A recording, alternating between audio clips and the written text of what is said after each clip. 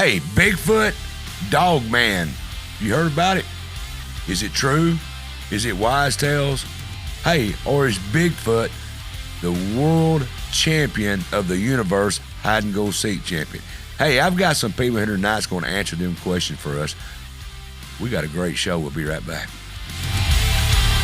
The Mike Weatherford Show is proud to announce we are now officially powered by TEC. If their fiber optic internet service can handle everything we throw at it here in the studio, from videos to calls and live streams, you better believe they can handle your home or business too. If speed, stability, and service is important to you, you can count on TEC. Thanks, TEC. Now let's get to the show.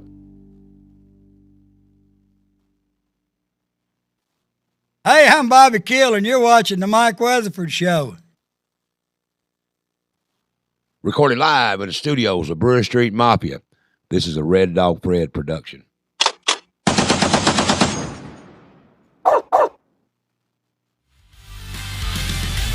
And now, your number one rated show, The Mike Weatherford Show. Here's your host, Mike Weatherford. Hey, welcome back to the Mike Weatherford Show. I'm your host, Mike Weatherford. Like I said, Bigfoot, Dogman, we hear a lot about it. You know, I think you would have to be kind of simple, small-minded to believe that there might be something out there, not be something out there is what I meant to say. Yeah, you'd have to be kind of simple-minded because, you know, they did not find the great apes till the 1920s. That's what a lot of these people tell me. So tonight we're going to talk with a couple of people and we're going to find out what they know. And we're going to tell you about the Town Hall 2.0 going on over at Golden Pond Distillery in Cadiz, Kentucky. We're going to tell you a little bit about what's coming up over there. We got a lot of great stuff to talk about tonight when it comes to Bigfoot, Dogman, and all that kind of stuff. And my co-host tonight is not the Bigfoot. Now, he's got big feet, and he's got a lot of stuff, but welcome back to the show, my friend Ricky. Mike, it's always a pleasure. Wow, this is going to be interesting. It's going to be interesting. And I'll tell the audience tonight, if you get up, you're going to miss something. So sit down, relax, and tune in because what you hear tonight, you're not going to hear anywhere else. That's right. I mean, Bigfoot, Dogman, all that cryptid stuff. Right. And, I mean, then, you know, wouldn't you have to be simple-minded to 100% say there's no such thing? Yes. You know, I can say I've never seen it, but they also tell me, beware what you want if you want. That's right. Be careful what you ask for. That's right, because they say once you see him, you can't never unsee him. And I can tell you on June 13th, if you haven't come to Cadiz, Kentucky, what's going to be that night. That's going to be great. It's going to be great. It's going to be a exciting show. We grew out of the first one. We grew out. We grew out too quick. Yep. We grew out of them overalls. Yeah, we did. We got hanging out everywhere. But we're going to have a bigger setup this time, more room, larger. We didn't realize the crowd was going to be as large as it was last time. And, you know, there is a lot of people that's interested in this. And, you know, some people come because they got to share their story. And we're going to open it to everybody. You know, it's coming up here at the Golden Pond Distillery, June the 13th, 5 p.m. You know, come and share your story if you've heard something. We're going to have the professionals there. That's right. You know, I got a couple of guys that's going to be here in the show with me tonight. And they can tell you, what did you see? Is it really a Bigfoot or no, it's not? They'll tell you if you describe to them. Plus, you want to come and hear the other people's stories. And you'll hear from Martin Groves himself. You ready to get this started? Well, let's kick it off tonight. Let's go, Bigfoot. Let's get the show on the road. All right. We got a great show, like I said. We're going to be talking about Bigfoot, Dogman, and what these two gentlemen have seen. And they got some good stories, too. I want to welcome, no particular order, but he's sitting here first beside of me, from the Monster Quest show. Everybody knows him. He needs no introduction, but I want to welcome Mr. Martin Groves. Welcome to the show, Martin. Mike, I am so stoked to be here. I'm humbled and very honored to be here with you and Ricky and with my friend Steve Causey over here too, and so many. It's awesome to be here. It's crazy. Pull that microphone just a little bit closer. A little closer to me. Okay. There you go. All right. So I appreciate you coming in. I'm glad to be here. Tell me a little bit about who Martin Groves is. Go back and tell me, you was a policeman probably, and just tell me a little bit about who you are. Certainly. I ever since I was 18 years of old, I've been in the field of law enforcement. I started as a dispatcher, and I worked my way up to a patrolman in a city in the state of Kentucky. I've been through so many police academies for basic and for advanced training. But my home, I am a Kentuckian. My grass is blue. I was born in Franklin Simpson, Kentucky. And so Kentucky is my home state, no doubt. I ended up being a police officer from the time I was 18 until I retired in 2013. And I've done a little of everything in police work, but my main aspect has been in investigations. And so you can imagine, as a police officer, I have investigated the very most simple form of crime to the most advanced, from homicide down to even traffic accidents and stuff. But so I've been a policeman all my life, and it's kind of hard to say exactly what brought me into the world of Bigfoot, because I came in kicking and screaming and didn't want anything to do with it. You was a denier. Yeah, I was a denier. I just did not believe in Bigfoot. And so we had an incident back in 1993. And now, I have to go back to the early 1980s. We had an incident in Franklin, Kentucky, in which I am very much the same as many Americans. I was a skeptic and did not believe in Bigfoot. But we had an incident in my hometown. And after the incident, I began to open my eyes a little bit, but I still was skeptical. And what incident did you have? We had an incident where some people called in. So we had several call-ins one night on our second shift. And this was in the town of Franklin, Kentucky. And we had a group of folks living in the northern part of town. And they all called in and had seen a very large, hairy individual walking behind their houses and going through their chicken coops and attacking their dogs and cats. And this went on from house to house. And as I arrived on the scene and I was able to speak before everything was from our dispatch to our radio car, and when I would meet these witnesses face to face, they were shook up, and they described seeing an 8-foot or taller creature with hair. And one guy came out and said, it's just like Bigfoot, just like you see in California. And I didn't know how to take that, being a very, very young officer in those days. This was 1980s. And I just kind of wrote it off, kept it in the back of my mind, but I was skeptical. What did you write in your report? I had to write, I mean, what do you put in? Yeah, what do you say? We got a Bigfoot stealing chickens, or what did you do? So you put something like that in your report, and then your supervisor is like, need to redact this. Just this do a drug test, and you'd be peeing in a cup, right? Yes, I got you. Yeah, they're wondering if you're crazy, like the calls were. Right. And so most of it was kept off record. It was on our radio logs, and it was written down. Right. And we did take like incident reports, and I recall in my incident report that I put down trespasser, unknown. And so I covered it up pretty well with that. Well, no, it was really the truth. It was unknown. It was unknown. So what did they tell you they described? You was not a Bigfoot believer, so you just thought, what the hell, right? Yes, exactly. Yeah. I had no clue as to what this would end up turning many, many years of Bigfoot research. But very interestingly enough, down the road, within 3 or 4 hours, we got cars coming out of Fort Campbell, Kentucky, that was patrolling our streets for over 2-3 hours maybe that night, and would not speak to us when we'd pull up beside of them. Yeah. And they were military policemen out of Fort Campbell. How they got the call, how they showed up in Franklin, Kentucky, is beyond me. Is that a record of that too? Probably not. Right. I mean, when I look back now to things that I've looked up over a course of years, there is no paper trail for things like this. Wow. So they knew something was up. There was something up. They was looking for it, or escaped, would you think? Are they looking, or what would your opinion be on what they was doing? Well, I'm pretty certain that they had monitored all the radio systems, even in the 1980s. Yeah. Anything that came from Kentucky State Police that came out of Bowling Green KSP Post, I think it was Post 3.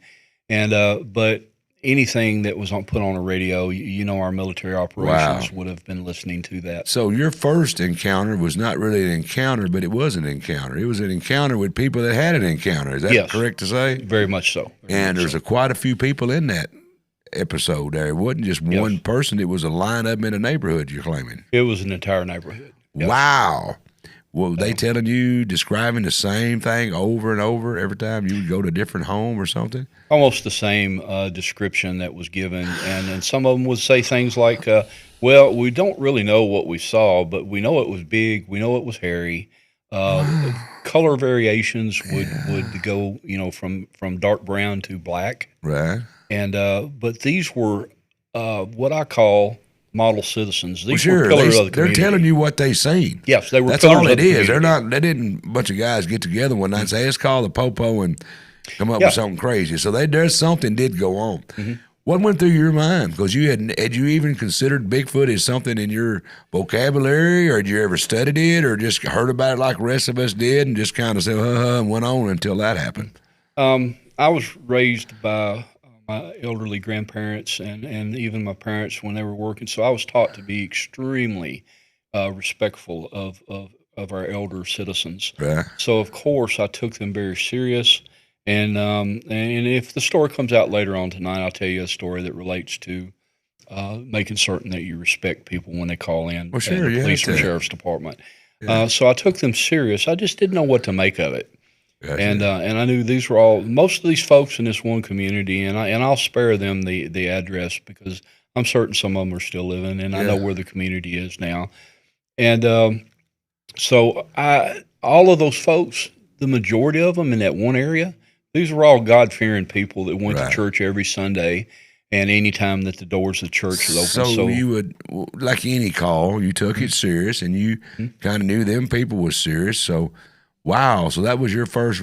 That was my first encounter with that. Wow! And you just kind of over the years forgot about that. Really, you didn't go to studying it then and investigate. You just kind of said, "Wow, that happened," and moved on. Or did you start investigating Bigfoot after that? I didn't really give it any credence from that point on, unless we had some kind of weird calls. But something that is very important to point out: after I did start investigation into Bigfoot and into the paranormal field, I discovered that in the early 1970s, I was kin to this individual, and he was a very well-respected sheriff by the name of Jewel Groves. And Sheriff Groves had been an elected sheriff for Simpson County, Kentucky for many years. So I did discover that this wasn't the very first calls of this nature had come out, that Jewel Groves and his deputy sheriff in midday had taken a report along the railroad tracks in the area of Salmons, Kentucky, which is within Simpson County. And they, in fact, the two officers, the sheriff and his deputy, had actually seen a Bigfoot walking along the railroad tracks in Salmons. And this was in the early 1970s. What geographic area of Kentucky is Simpson? Simpson is just below our beloved Western Kentucky University, which is Bowling Green. Okay. And we're right on the state line, and Allen County is on one side, and Logan County is on the other. Middle southern part of Kentucky. Yes. Oh, okay. Go ahead. And so Sheriff Groves had actually filled out a report, and it is, to my delight, because it really tickled me, not only because I knew the family and were kin to them, but it's in the Bigfoot records for the national or the Bigfoot BFRO research organization. So his account can be found if you look that up. Wow, he's seen some walking down. Seen one, two, or just one? Walking down the track. What did his report say, Grove? That's Martin. That's pretty interesting. They had received a call about chickens being taken and killed, and there had been several different types of reports in the Salmons community that week. And a farmer on an old Ford tractor, old potbelly Ford tractor, was plowing a field, and he noticed that there was some type of a creature. And the bears have never really disappeared from Kentucky or Tennessee. There's always been reports of black bear. Yeah. So he didn't know what he was seeing until it stood up, and he drove his Ford tractor back to his house, got out of the field, and called the Simpson County Sheriff's Office. And that's when Sheriff Joe Groves and his deputy showed up, and they, in fact, saw it walking down the railroad track in Salmons. And his report, I'm not privy to the exact report, but it was in the Simpson County newspaper that the two of them, for like a few moments or minutes, observed this thing walking, and then it just simply went over the railroad track. And I know the area. Yeah. The tracks are built up real high, Yeah. and it just went up and over and disappeared into a field and was gone. Carried its own life and went on. And went on. Wow. Would that be now later on in life you become invested in this and would that be considered Bigfoot territory? I think so. There's an area from Pedon's Mill to all the way to Bowling Green, Logan County, Scottsville, and the Barron River Park. That is, a lot of reports come out of that area, and especially in the area of Scottsville, Kentucky, which is our adjoining county there. Right. And there's numerous reports of what they call the white thing, or the huge white Bigfoot. They got albino in there? They say it's either a gray or a white albino Bigfoot that has been seen for years in the area of Scottsville. Wow. Wow. And I want to come back to you. I got Mr. Steve Causey. He's the author of the book, The LBL Massacre. I've had you in here before. Welcome back, Steve. Thank you, Mike. I appreciate you inviting me back. The reason why I come to you from Mr. Groves was your encounter will lead up, what your book's about will kind of lead up to where Mr. Groves had his run-in, I call it. That's the only word we say in the South, run-in, you know. I don't know if that's a true term. Y'all Bigfoot people call it, but I call it a run-in. So tell me a little bit about who you are. I'm author of the LBL Massacre, which is based on a story that happened in 1982 about a family that was attacked, and they were attacked viciously. It was a mom and a dad. They had pulled up in a camper, and they had two children. It was shortly before they pulled up in this camper, they started building a small fire, and were getting stuff ready for the camper, that they were attacked. And they were not attacked by a human or a known creature. They were brutally killed. The father was found in front of the camper. The son was found at the camper door. It's a story that I had heard. It was pretty obvious he was trying to get back into the camper. The camper door was hanging on one hinge. It had been ripped off by something pretty powerful. The mother was found inside. She had obviously put up as good a fight as she could, but what she was fighting against easily overpowered her. They thought these were the three initial victims until they started looking in the back of the camper, and they found little girls' clothes for approximately an 8 or 9 year old child. So they started, by this time, several officers had arrived, rescue squad, also Kentucky State Police, and they started a perimeter search, which would be standard procedure, and they found a little girl up in a tree, and unfortunately she had been killed as well, and looked like she had been eaten on by some kind of a predator. The coroners that arrived on the scene, there were a total of 6 because they did not know what made the marks on these bodies. They seemed to be an almost human-like hand with claws, only much larger than a human hand, and they were also deep bite marks on the victims as well. And one of these coroners was from Memphis, Tennessee, is what I'd heard. And I interviewed, or I say I interviewed, but actually we had an exchange of information when I was writing my book with Mr. Groves here. He was kind enough to come to my house and talk to him about it, because I knew that he had had an encounter with one of these creatures, which is commonly referred to as a Dogman. And I could tell that he was quite a credible witness, a former police officer. He filled in details that I didn't have, and I think I provided him with some information you did very well. that he did not have.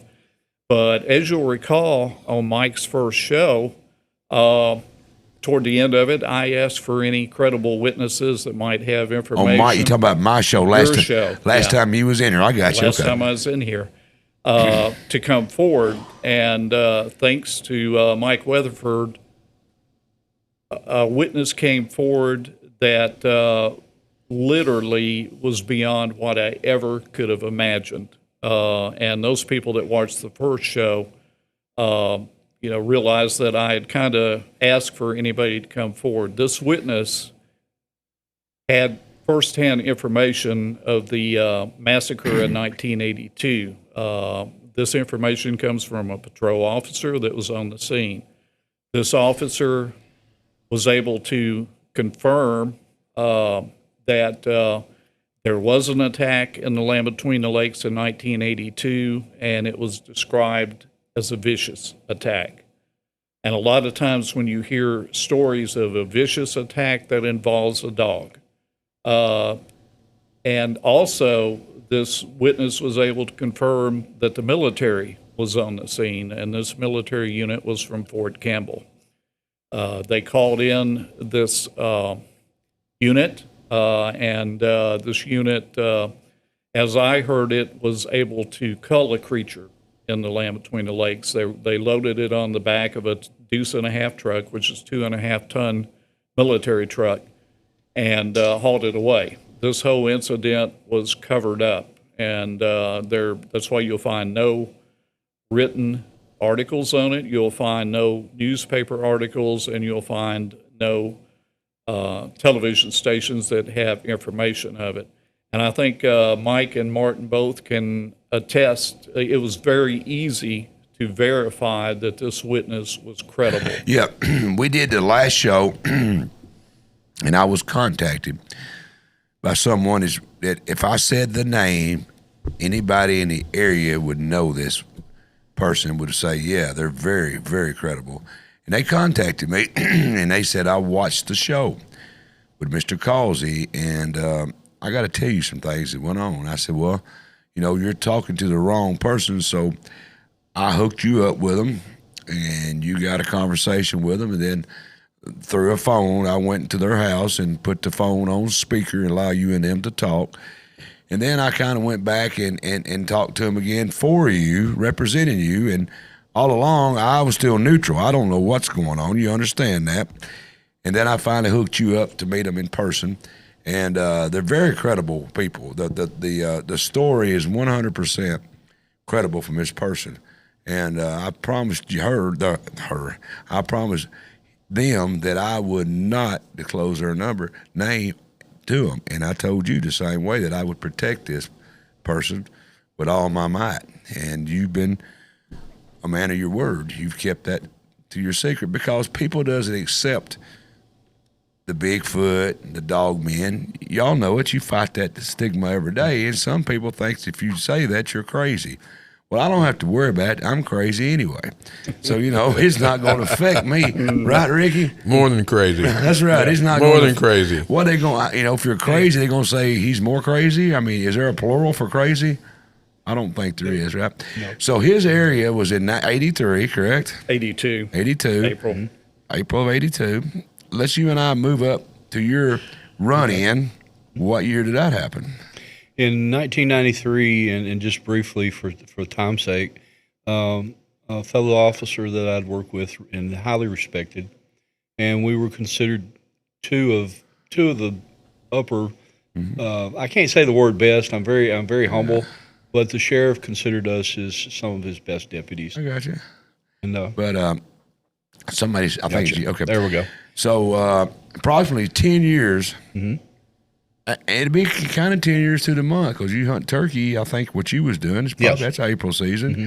This happened in 83. You was in 93. 93. So approximately 10 years in the same park. In the same park and very distal to each other in the park. So let's start on that one before we go to the commercial break. So in 1993, you and a deputy friend of yours decided you wanted to come to LBL and turkey hunt. Would you say about 10 years after what that counter he's talking about? So you take it from there. Okay. Land Between the Lakes had been very special for my family because I'd had family that lived on the peninsula since the 1800s. And it was a very special place. We all hunted and fished, and we would come to all the memorial services. So Land Between the Lakes was an area for me that I hunted and I fished, and I loved it. Same way with my family. I mean, it's just a beautiful place, and we still do today. And in 93, we had made the decision to come in and go turkey hunting. And we had chosen an area that now I have released the area to the general public because I feel like it's a lot safer, and it's I don't mind speaking of it. I never speak of the exact location, but it is in the area of Russian Creek and Jones Creek. I've hunted there, deer hunted there. Oh, yes. It's a very special place to me. Yeah. And I've killed a lot of turkey and I've killed a lot of deer in that area. Could that be where the deer, I think the deer herd is down in LBL. Maybe there's Bigfoots that bred and they're killing the deer out. You know, that's just a joke. But, you know. They got to eat. There's not as many deer as there used to be. Man's got to eat now. Man's got to eat. That's right. And so that area was. Maybe they'll eat hog meat. Maybe they'll get over and eat some hog meat. I wish they would eat a few pork chops, even though they've killed several of them out. But we got a lot more pork left. They do. Go ahead, sir. We do. I'm sorry. Oh, you're fine, man. You're fine, and I'm very comfortable in speaking with you here tonight. So this area, and I tell the story like this. I was very ignorant to the fact, and I had known concerning the area and its the historical value of our American Native Indians, but I was very ignorant to the fact of exact location of where I was.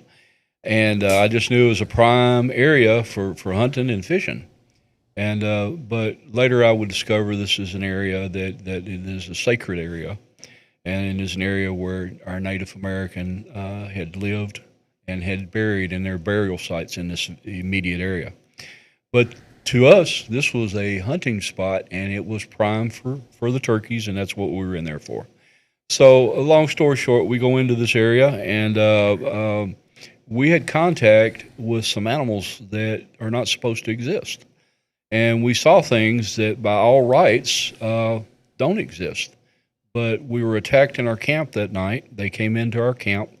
And classical now, when we see all these things on TV shows, I have all the characteristics and all the different things that you shouldn't do. But for a Bigfoot or a Dogman encounter. And these creatures came in on us, and it was the most frightening and harrowing thing that I've ever seen. Now, you have to understand, I've seen every type of depravity of human nature that there is. I've worked all kinds of homicides. I've seen everything. I was not a kid that just walked in off the street first time into LBL. I mean, we were bear hunters. We used to bear hunt all over the state of Tennessee, Kentucky, and Ohio. And my sheriff was a huge bear hunter. So I knew that what we had seen in our camp, that he'd come into our camp, it was not a bear. This creature that walked into the camp was on two legs. It was canine, and it was between 6 and 7 feet tall. It was hairy, black, and had some ferocious teeth. I knew what I was looking at. And so we had more than one creature come into the camp, and we had there's a picture up. Is that kind of... This is a picture. And now the young lady that has drawn this for me is a lady that is in the Bigfoot world that is highly respected and highly known. She's worked on Monster Quest. She's been on every Bigfoot show since the 1970s. And I'm going to mention her name because she is such an intelligent lady and has worked in this field. She goes in areas where a few men will even tread. And her name is Sibylla Irwin, and she's very famous. Would you say that picture is pretty close, or is it a dead ringer like a photograph of what you say? This is a dead ringer to what I saw, and it will also depict, and she had not ever seen the drawing by the famous book author and investigator in Kentucky by the name of Barton Nunley. And that is the drawing there was done. I got you. Put that back one more, Kevin, if you want. We're looking at a picture. I've got to take a commercial break, and we're going to finish this story. But I want you to tell me something about this picture right here.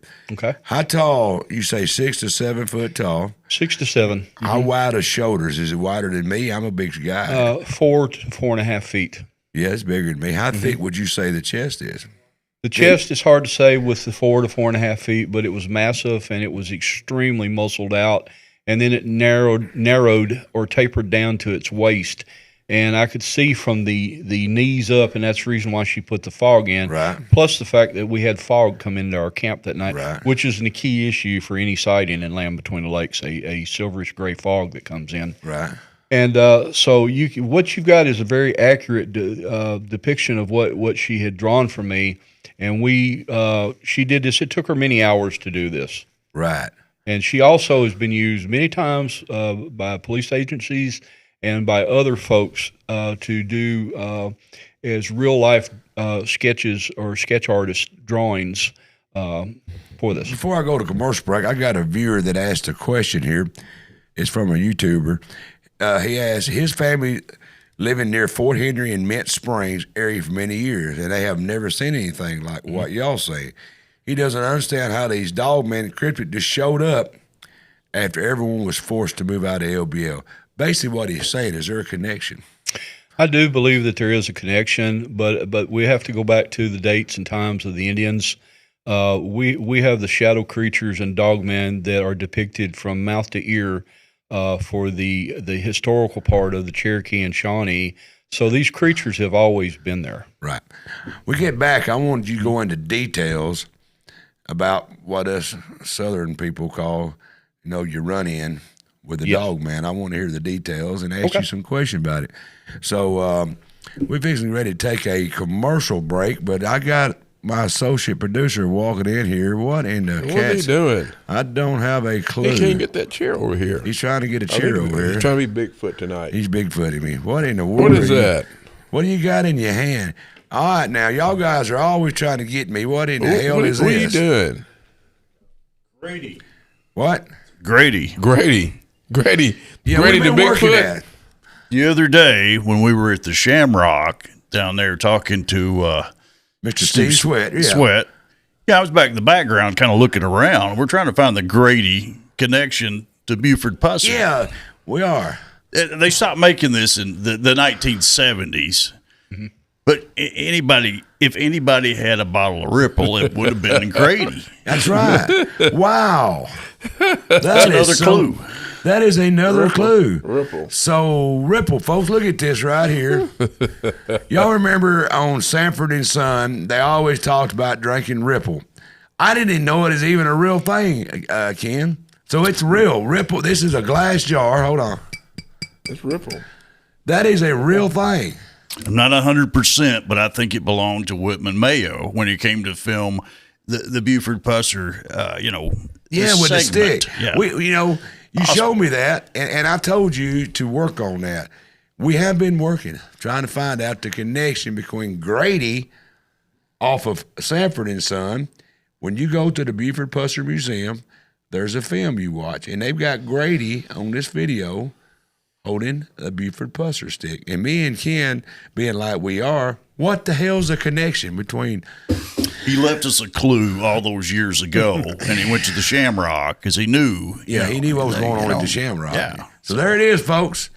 If you ever wondered if Ripple was a real thing, I'm telling you, you even got the tag on the side here where you got it at. It says right here, Shamrock, McNairy County. That's pretty cool. But anyway, I'm not lying. That's a glass bottle. It's all glass. If you knew there was such thing as Ripple, and you remember Sanford and Son, put a little comment on here that you knew there was such thing as Ripple. I didn't, and I watched Sanford and Son. I loved it. Ripple is a real deal. Are we any closer to solving the Grady and the Buford Pusser saga? We're working on that. I got to go down to Atlanta here in a couple days. I'm going to find out a little bit more about Grady and how he, ended up with a stick. And maybe we'll find the stick now. We found a bottle of Ripple. It's anything's possible. I see now. Now I understand, because you was talking about on the way back how you thought you got into poison ivy. I remember that. There was that. There's some other one long sleeves, but right. And maybe Pepsi can make Ripple great again. We'll make Ripple great again. We can do it. I want you to work on that. I'm working on it right now. Make Ripple great again. Make Ripple great again with Pepsi. Hey, not great again. Make Ripple Grady again. Make Ripple Grady again. There you go. All right, folks, we get back. I appreciate that. Oh. What now? We got a couple of Bigfoot birthdays, Bigfoot-related birthdays. I'm going to tell you all about here. Uh-oh. These guys probably recognize, y'all probably all recognize them here. We got Peter Mayhew, who played Chewbacca. Now, really, you ran into him in the woods, you'd think he was, Sasquatch. So it's May 19th. He was born today. Actually got to meet him. Nice guy. He got... Very, very nice guy. Really? About 7'2", but yeah. Man, you as an associate producer, you're working your hind end off. Go ahead. What is this? You guys remember Steve Austin, the $6 million man? Yeah, that was the show that turned me on to Bigfoot. That was it. That was the show. That was a really scary Bigfoot. Andre the Giant did an incredible job. Oh, he played that Bigfoot. Oh, yeah, he threw this tree at Steve Austin, Oh, Steve, Lee Majors. Yeah. Majors. He's from $6 Kentucky. million man. Yeah. So he had a birthday. He was born today. Was born today, yes, sir. Wow. So he's up on it, didn't we he? got any more? I believe that's it on the Bigfoot birthdays. Wow, man.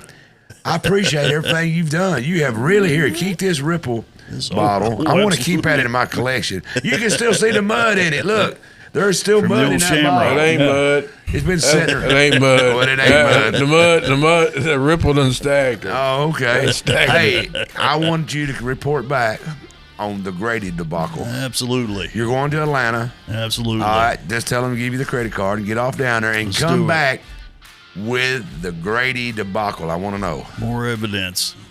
You flying out of Jackson? Yep. Flying out of Jackson, you're right. All right, man. Hey, keep it up. Well, the way I think about the new associate producer that's decided to be the investigative reporter for the Mike Weatherford Show. You're doing a great job. Oh, thank you. I like it. It's pretty good. I mean, usually you come out here, you got something to throw at me. Like last week, some woman was going to... some husband was going to tie me up like a pretzel, and he was going to clothesline Ricky. Oh, listen, I took my clothesline down. I got home that night. I was out there at midnight digging that clothesline. It was in full foot of concrete. All right, folks, we got to take a commercial break. Scared me to death, man.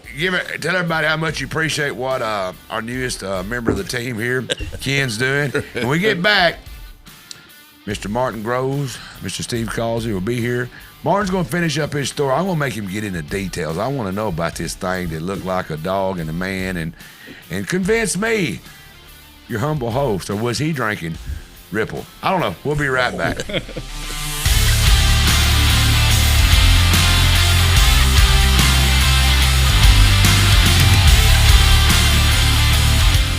Here at Yoder's Country Store, we like to do things a little bit differently. We serve fresh lunches made right here in our kitchens. Take them home with you, or you can enjoy them right here in our warm and inviting dining room.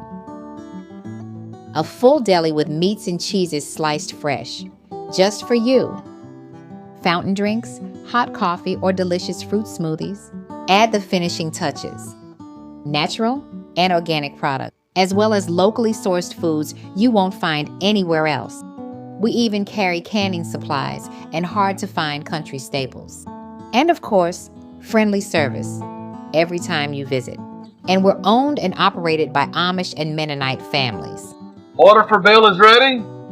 Hey folks, James Yoder with Yoder's Country Store. We're not your regular grocery store. We're just 5 minutes from Paris. We would love to have you. Just minutes from downtown Paris, come experience Yoder's Country Store at 75 Anderson Road.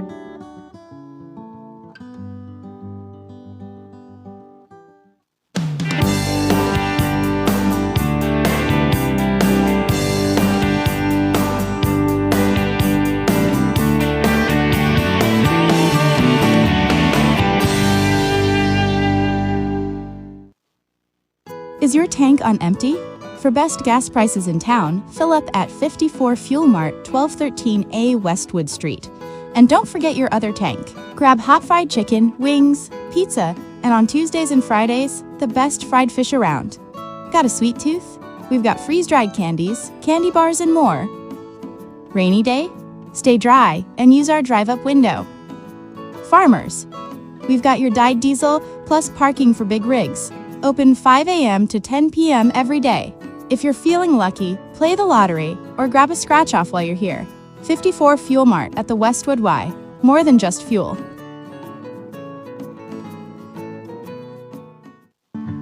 The Downtown Event Center is available for parties, meetings, or family get-togethers. The center comes with spacious seating and an area that will help make serving food easier. If you are having a birthday party, this is definitely the place for you. The Downtown Event Center is located at 107 South Brewer Street. Contact Jessica at 731-642-4992 to make your reservation. Hi, I'm David Bubba Flowers. I'm running for re-election to the County Commission in the Great District 1 of Henry County. I have proudly served you for the last 2 years in District 1, and I look forward to using my 42 years of financial and accounting experience to help lead our county for the next 4 years. I humbly ask for your vote. Thank you.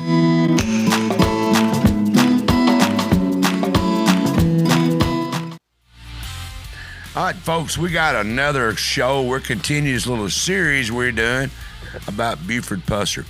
We had Mike Elam on the show last week, Elam, and a lot of pushback that you need to hear the other side of the story. So you know what? My team looked out and they found Mr. William Harmon. He's going to come in next week and tell us the other side of the Bigfoot Pusser saga. He says, no, Bigfoot didn't kill his wife. All that investigation was wrong. He's got credentials about a mile long. I don't have time to read them all, but I want you to tune in next week on the Mike Weatherford Show as we continue this saga of Bigfoot Pusser. Did he kill his wife, or was he killed by the mob? Hey, tune in next week, same time, same place, and listen as William Harmon tells us his side of the story. Hey, this is the great part right here. Coming up Saturday, June the 13th, 2026. Right around the corner, folks. The Bigfoot Town Hall 2.0. Come share your encounters. Come and hear the other people share their encounters. It's going to be a great show. Mr. Martin Groves sitting here with me tonight. He's going to be there. He's author of The Beast Between the Rivers. He's been on Monster Quest, that show on the TV that you watch. Steve Causey, the author of LBL Massacre, he's in the studio tonight. He's going to be down there answering your question. Look, folks, all you got to do is show up, and if you've ever wanted to share this story, I'm going to have people there that you can share your story with. There'll be other people there, and they can talk to you and hear your story and say, well, you probably seen a cat, you seen a dog, you seen a bear, or, yeah, you seen a Bigfoot. That's what it's all about. So make plans. Saturday, June the 13th, 2026, 5 p.m., Golden Pond Distillery. That's in Cadiz, Kentucky. And while you're there, pick you up a great bottle of Kentucky moonshine. If you didn't see a Bigfoot coming up there, maybe if you get your wife to drive you home and you hit a little snig on that moonshine, you might see you a Bigfoot going home. Can't guarantee it. The liquor comes with no guarantee about Bigfoot. Hey, it's going to be a great time. You can hear the stories, share your stories, and listen to all the great things that's going on. Golden Pond Distillery, Cadiz, Kentucky, June the 13th, 5 p.m. Bigger, better. We got more room, but I still say put a chair in your trunk just in case. We got a bigger side of the building we're going to use this time, and it's going to be fun. Don't miss it. Coming up June the 13th, 2026, Golden Pond Distillery, Cadiz, Kentucky. Hey, we got one more thing to talk about. This is coming up October the 10th over there at the Land Between the Lakes. I'm going to be there, too, checking this out. Hey, Jimmy and his dad are going to be from Golden Pond Distillery. Is going to be up there. Guess what they're going to do? They're going to make liquor moonshine for the second time legally in the history of any federal park across the country. Yeah, these guys have got a permit to make legal moonshine in LBL I'm going to put it this way once again, but this time it's going to be legal. They want you to come up and enjoy it, watch them make it, watch them run that liquor, and I think there's going to be a little tasting going on up there. That's coming up October the 10th, but don't forget, Martin Groves will be there. Look, they have fought tooth and nail about the Bigfoot and all that activity going on at LBL. They said no, and I kept saying yes. It's part of LBL history. Run with it. You need to tell people it's okay to say there's a Bigfoot in LBL. And they finally come on board and said, yep, we're going to do it. We're going to let Martin Groves come over here and speak. And all this is going to be taking place at the Golden Pond Visitor Center and Planetarium, October the 10th, 2026. But they didn't put the time on there. So I'm going to say come early and stay late. It's going to be fun. It's going to be exciting. And I'll be there. Ricky will be there. And if we get there too early, we might not be knowing what's going on by the time the moonshine gets off the still. But anyway, we're going to be there watching all this, having a big time. Then we're going to be in there listening to Martin Groves present his story. He has more than one. He's had a lot of run-ins with this. And you don't want to miss it. Coming up October 10th, 2026, LBL Moonshine Festival. Be there or be square. Hey, don't forget, Sportscast Live with Jerry Bucklew returns Sunday, June the 7th, sports photographing. Hey, that's pretty cool. You ever seen how those pitchers, they catch those balls in midair? Sometimes you can leave the name on the footballs. He's going to find out how that takes place, what goes on. He's got 3 great guest photographers in here. That's coming up live Sunday, June the 7th, 7 p.m. Sportscast Live with Jeremy Bucklew. Mark your calendar. Coming up Thursday, July the 16th at 6 p.m. Multi-county Republican rally. Free food and drinks included. And I hear the little bird told me that I think Mr. Congressman Ogle's going to be there. Monty Fritz will be there. And you can ask these people questions. This is the time to do it. Coming up, Paris Convention Center. That's Thursday, July the 16th, 6 p.m. Multi-county rally. And here's the best part. It's free. Most places you have to pay to buy, to get in, you have to buy a dinner. This is going to be free. We'll meet the Republican governor candidates, Republican congressional candidates, and special guests.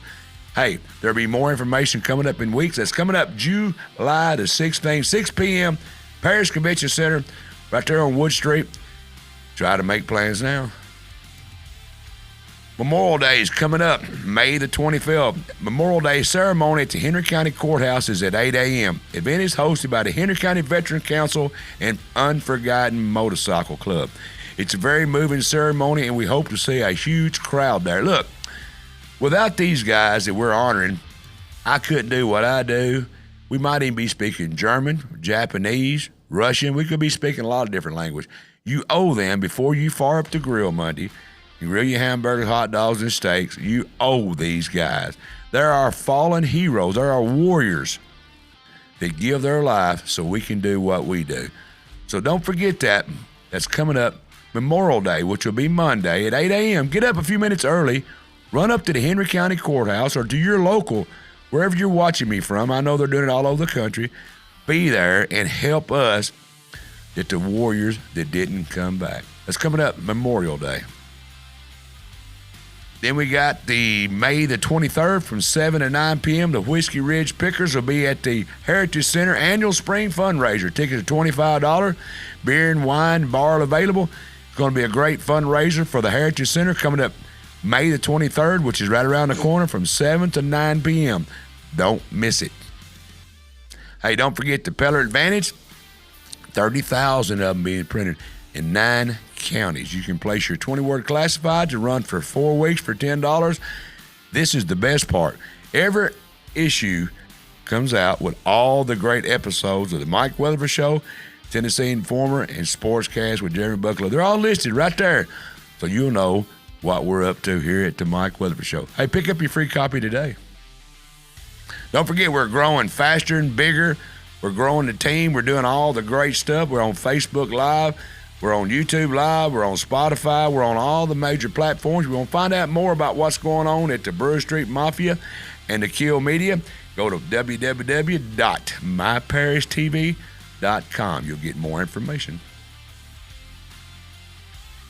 Damn, that's a lot of reading. But anyway, I'm sitting there talking with my buddy Ricky Price, Mr. Pepsi himself. Oh, Mike, interesting tonight. It's very interesting, ain't it? Steve Causey, Martin Groves, and we got us a new one to the table here. We have got the master distiller from the Golden Pond Distillery sitting right over here. Glad to be here, Mike. Jimbo Smith, welcome to the show. Thank you. Are you getting ready for this coming up on June the 13th? Oh, I'm getting nervous. What are you nervous about? Well, you ain't. It's illegal to sell shines. What are you nervous about? It's definitely legal to sell shine. I don't know why. I just get nervous every time I have an event. We got you back. Look, Lord. I think it's going to be a crowd. I think it's going to be a whole lot more than what we're expecting. Sure. I'll tell you. Now, tell me a little bit about the new label and the new special run of moonshine that's coming up just for this event. You got to be there to get it. Tell me what it is. Well, it's a 100 proof moonshine, and we run it just like we did back in the woods. And the bottle that we're doing it on is a little bit different because we got a picture of the beast on there and a picture of Mr. Martin Groves. Wow. Wow. Will them two pictures put together, would it sour the liquor or would it make it sweet? Might make you a little scared to drink it. Was I pretty close when I asked you if you get your wife to drive home, take you a couple of shots of that liquor you buy there? You might see you a Bigfoot. You're liable to see anything. Hey, we're going to have a great time over, aren't we? Yes, sir, we are. It's going to be bigger. Bigger and better. More room. Tell me what all. More room, bigger. Will be a great time. Yes. We're going to got plenty of moonshine. Plenty of moonshine, and we're going to be set up a whole lot more different. We're going to have a stage. You're right. With backgrounds. Right. And more chairs, more place to sit. Right. And a new liquor. A new liquor, yes. Are we going to have a tasting? Oh, yeah, you can get a tasting. Oh, my God. There you go. Yeah. Hey, folks, I've been over there once or twice, 3 times, 10. I go there. Yeah, I do. Yeah. And we don't consume you need it. to try some of it. Man, that muscadine moonshine. Now, John likes that other one. What's that called, my cousin? Peppermint. No, what's that other one? What? Paw Paw. The Paw Paw. That is our biggest seller. Really? Yes, sir. Paw Paw. You know, and I really didn't even want to do it. My partner talked me into doing it. Well, see, sometimes you miss the boat. I missed the boat. And which one do you like? I like them all. That's smart move. Now, I would have to tell you my very favorite one, of course, would be Beast Between the Rivers. Well, sure, that's a special run. Yeah, and like, as you said, if you have never seen the Beast before, you sip some of this on the way home, you may see something in those woods. I suggest that you carry your better half and let her drive home while you sample the Paw Paw or the muscadine or just a clear Kentucky moonshine. Just take a hit or two and drive slowly through LBL. Hell, you'll always see a new creature. It's on even Martin Groves. They hadn't even seen it before. He might be. And if me and Ricky get in that bottle, I'll be us you see laying out there on the side of the road. If you cross that Barkley River, you may see something come up that water. That's right. Don't tell them what you'll see. The serpent or something. That's right. All right, man. I appreciate you, Jimmy. Thanks for all you do over there to keep this little thing we put together. We call it 2.0 because it's going to be twice as good. Yes, that's right. Bigfoot. It ain't just cryptid. It's Bigfoot, Dogman. That's what it's about. When you say cryptid, it scares people off. I don't want you to think it's going to be any crazy stuff. No, it's going to be talking about Bigfoot and Dogman. If you want to hear the stories or you want to tell your story, tell them. June the 13th. June the 13th. Golden Pond Distillery. Cadiz, Kentucky. Yep. There you go. All right, now, Martin, we was talking. Hang on a second. Okay, hold on. I don't know what's going on here. Nobody's told me. Uh-oh. That's scarier than that now. I don't know what you want me to do. I don't know what you're saying. I can't hear you. Is that wrong? Oh, we got some kind of video. I'm sorry, folks. I couldn't. That's how much I know. I don't pay attention to what they're telling. We got a special video, and God knows I have no clue. I'm scared. Let's run her. Hey, I want to wish everyone a very beautiful day here at Golden Pond Distilleries. You'll see the Lawn Chair Mafia, the real Mafia boys right here. Bart Nunley and Martin Groves, we want to wish you a happy day and good weekend. But most of all, we want all you folks to come down and see us on June the 13th. The Brotherhood of the Wolf will be here. All of us will be here. This is going to be a fantastic day. We're going to roll out a brand new whiskey for you and some beautiful photographs. Please come by and get pictures of the Bigfoot and just enjoy June the 13th at 5 p.m. We want everybody here. It's free to the public. Y'all come on by and shake hands and get some pictures with me and Barton. This is an amazing place. I never would have believed that this place was so incredible. So glad we stopped in here. Me too. Jimmy and Charles and everybody. I'm just blown away at how cool this place is. Look at this. Look at this 12-foot tall Bigfoot. Ain't that something? Y'all come down. I'm checking Martin out. Martin's looking sharp. Y'all come down and see us June 13th. Come see us. We look forward to seeing everybody. Let's enjoy a really good day here, June the 13th. Thank you, Barton. Thank you, brother. Much love to you. Much love to you.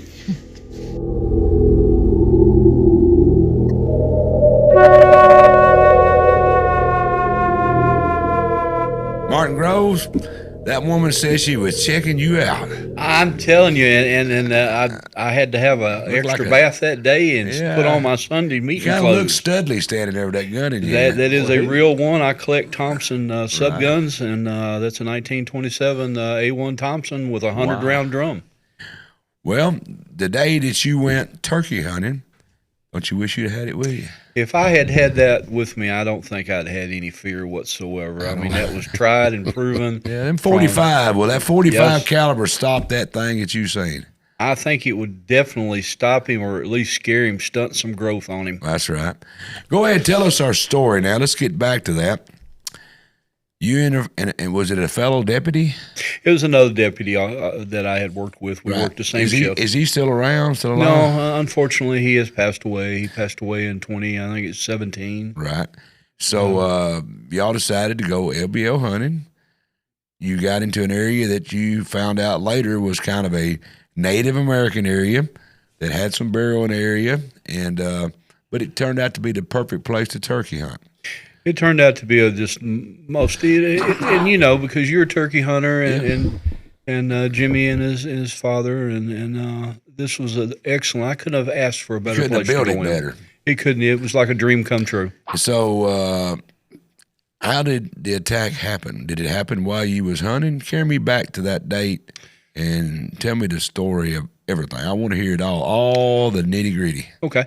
We'll go back, and I'll try to be real cool concerning the time factor, because if I tell the entire story from A to Z, it could. I've been in interviews for 2.5 hours, but no, it don't take that long. Try to brief me on it. So we'll do a brief on it. So that day we'd awakened pretty early, and it was raining on us, and we decided that the birds may not come out and jump off the roofs for a while. So we were kind of laid back and did not go straight into the woods that morning. Later on, when the rain kind of slowed down and slacked off, I had heard some birds in the immediate area, and I decided I was going to track out in one direction, and my partner would head out in the opposite direction. And we were pretty good with slate calls and diaphragms and stuff. And I had headed deep. I have been back over the years, and I know how far that I'd been, but I'd walked many miles away from our camp, and I was headed actually towards what is known now as the on maps as the Hidden Buffalo birthing prairie area. And so I'd gotten pretty far away from the camp, and as I began to get deeper into the woods, the thing that I noticed was that it was totally void of any insect, animal, and bird noises. And closer back to camp, you know, I had the signs of turkey. I had tracks. I had where they were scratching. I had droppings. I'd seen squirrel. You know, there's all kinds of morning birds. But the deeper I'd gotten in this one area, it was just totally void. And this is very important for hunters to listen to. And one of my issues that I always tell a story about is that because of my young age and the fact that I was, we'll say full of ripple, you know, full of ripple, I was very sure of myself as a hunter. So I wasn't afraid of anything. And but I just did not pay attention to my surroundings. I was more concerned about finding turkeys. But when you get into an area and it's totally void of insect noise or any type of noise from any other creatures or animals, that's a telltale sign you're in a danger area. There's something just not right, and it could mean it's a predator. And a bobcat or coyote, anything that calls it. Yeah, I got you. And we're full of the coyotes, and we have the red wolf. Yeah. And we have coy dogs that are as big as some of the wolves that are in that area. So I was totally absent of knowing this. And so I began to walk, and the deeper into the woods, no noise, nothing. At some point I got tired, and I decided to come out of the woods, and I came out onto a logging trail. And I will never forget this part, and I don't go in great detail because I know the family, and I spare the family of any issues. But I had run across a fellow hunter into the woods. He had driven up in an old pickup truck and jumped out, and he'd seen me, and we started talking. And we became, the camaraderie between hunters or fishermen. Sure. And we began to, speak of our days and times and being friendly. And before we parted, he had given me a warning, and again, I did not pay attention to this. But he had told me that his camp was only just a couple miles away from me through the cornfields. And he had told me something was circling his camp at night, but stayed out of the lamp glow. He had a propane pump-up lantern and a small fire going. And he gave me a warning before we parted and shook hands, and he told me, specifically, he said, "Hey, may not mean anything, but you guys need to watch yourself in the camp. I've got something that is coming around my camp at night, and it's not normal because most animals that are in this area, if they'll circle or come into the camp, when you go to bed, they're going to come in looking for something to eat." And this thing was purposely remaining out of the fire glow, and he didn't know what it was. He didn't get a good look at it or anything. And I tell the story because this is exactly how it happened. It's very possible that I was the last hunter that had seen this man alive that night. We said our parting, and he went and got in his truck and he left out, and I decided to head back towards camp. Now I can tell this story many different ways. I can tell the story as my intelligent level as of that day and time, as compared to the intelligence that I have learned and what I've spent almost 4 decades in investigation. But I want to run this by you, and I made a lot of mistakes coming back to my camp. I didn't pay attention, and I wrote some things off.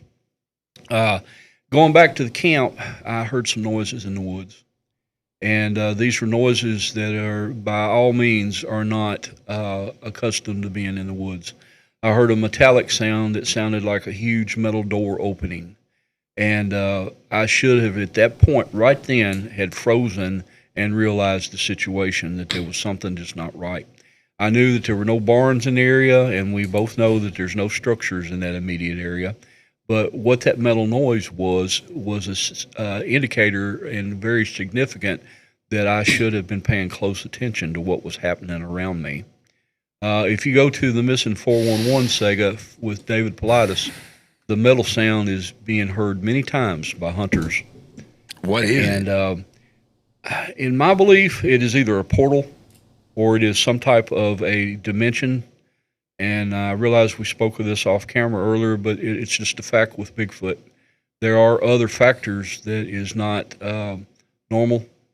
There's things that take place. And what we spoke off camera was a lot of people, when the portal word comes up, I want my viewer to know that this is not rehearsed. I want you to make that clear. Yes. You and I really not really talk much about this. No, not at all. Not at all. And the portal part scares people. Yeah, the only thing we spoke of is that this turns off a lot of people. It does. But after I've been educated in this for so many years. But if it's a fact, it's a fact. It's just a fact. Yeah. I was just stating that it turns people off when you use the word portal. You know, it's kind of like you got them hooked. You say portal, you know, they shake the hook out of their mouth, you know. Yeah, and that's the end of it, because nobody wants to go any further from that point. Yeah, but go ahead with your story. And but it's true what you said. It is very much true. Yeah. And so I heard this big metal door, like it had opened. And a description would be as if you have a huge metal barn door, and you're scraping it across concrete. And it was only lasted a few moments, just a few seconds. And I just kind of looked around, but I kept walking.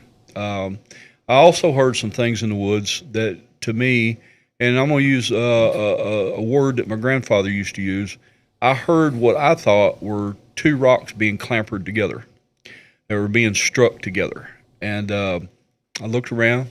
There was no definition or realization of why all these noises are in the woods with me.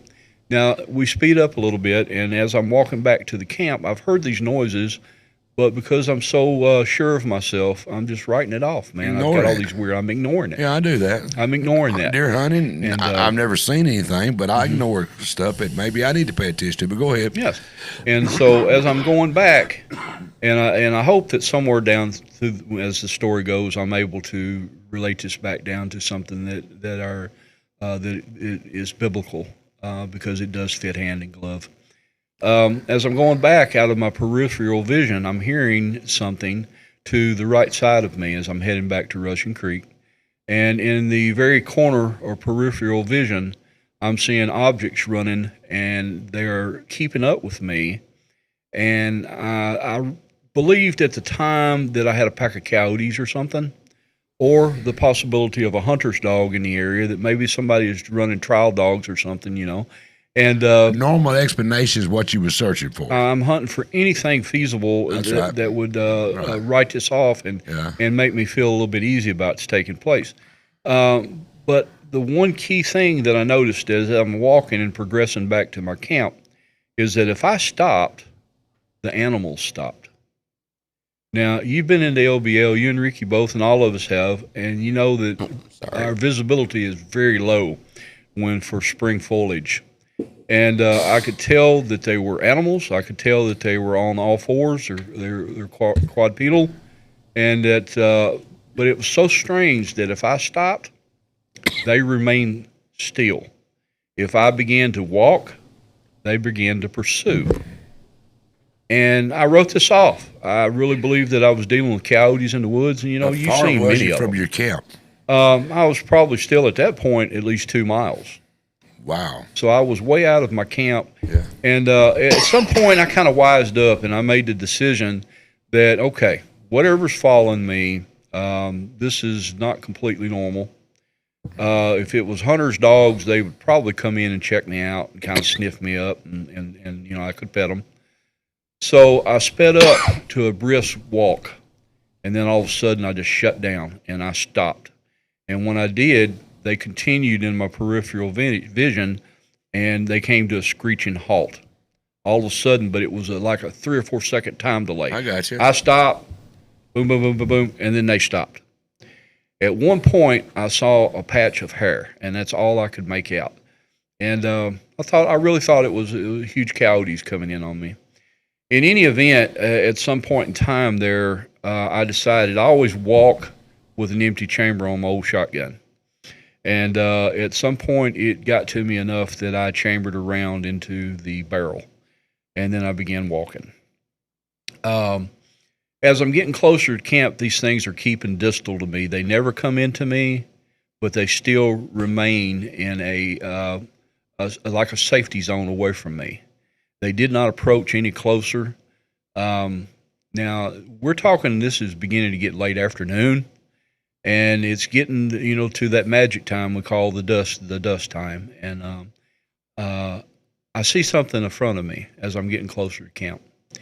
And I observed what I believed to be a very large hunter. And the fact that I had used ghillie suits many times, and not only in my police job and role as a police officer on a tactical, what we use tactical team and stuff. And so I thought I was looking at a very large individual. And he was dressed in a ghillie suit. Well, it just, Edison light bulb went off in my head. Hunter, these are his dogs. Yeah. And so at some point, you relaxed. I waved. I relaxed and I waved. Yeah. And the weird thing was, about the time that I waved, I heard another metal sound.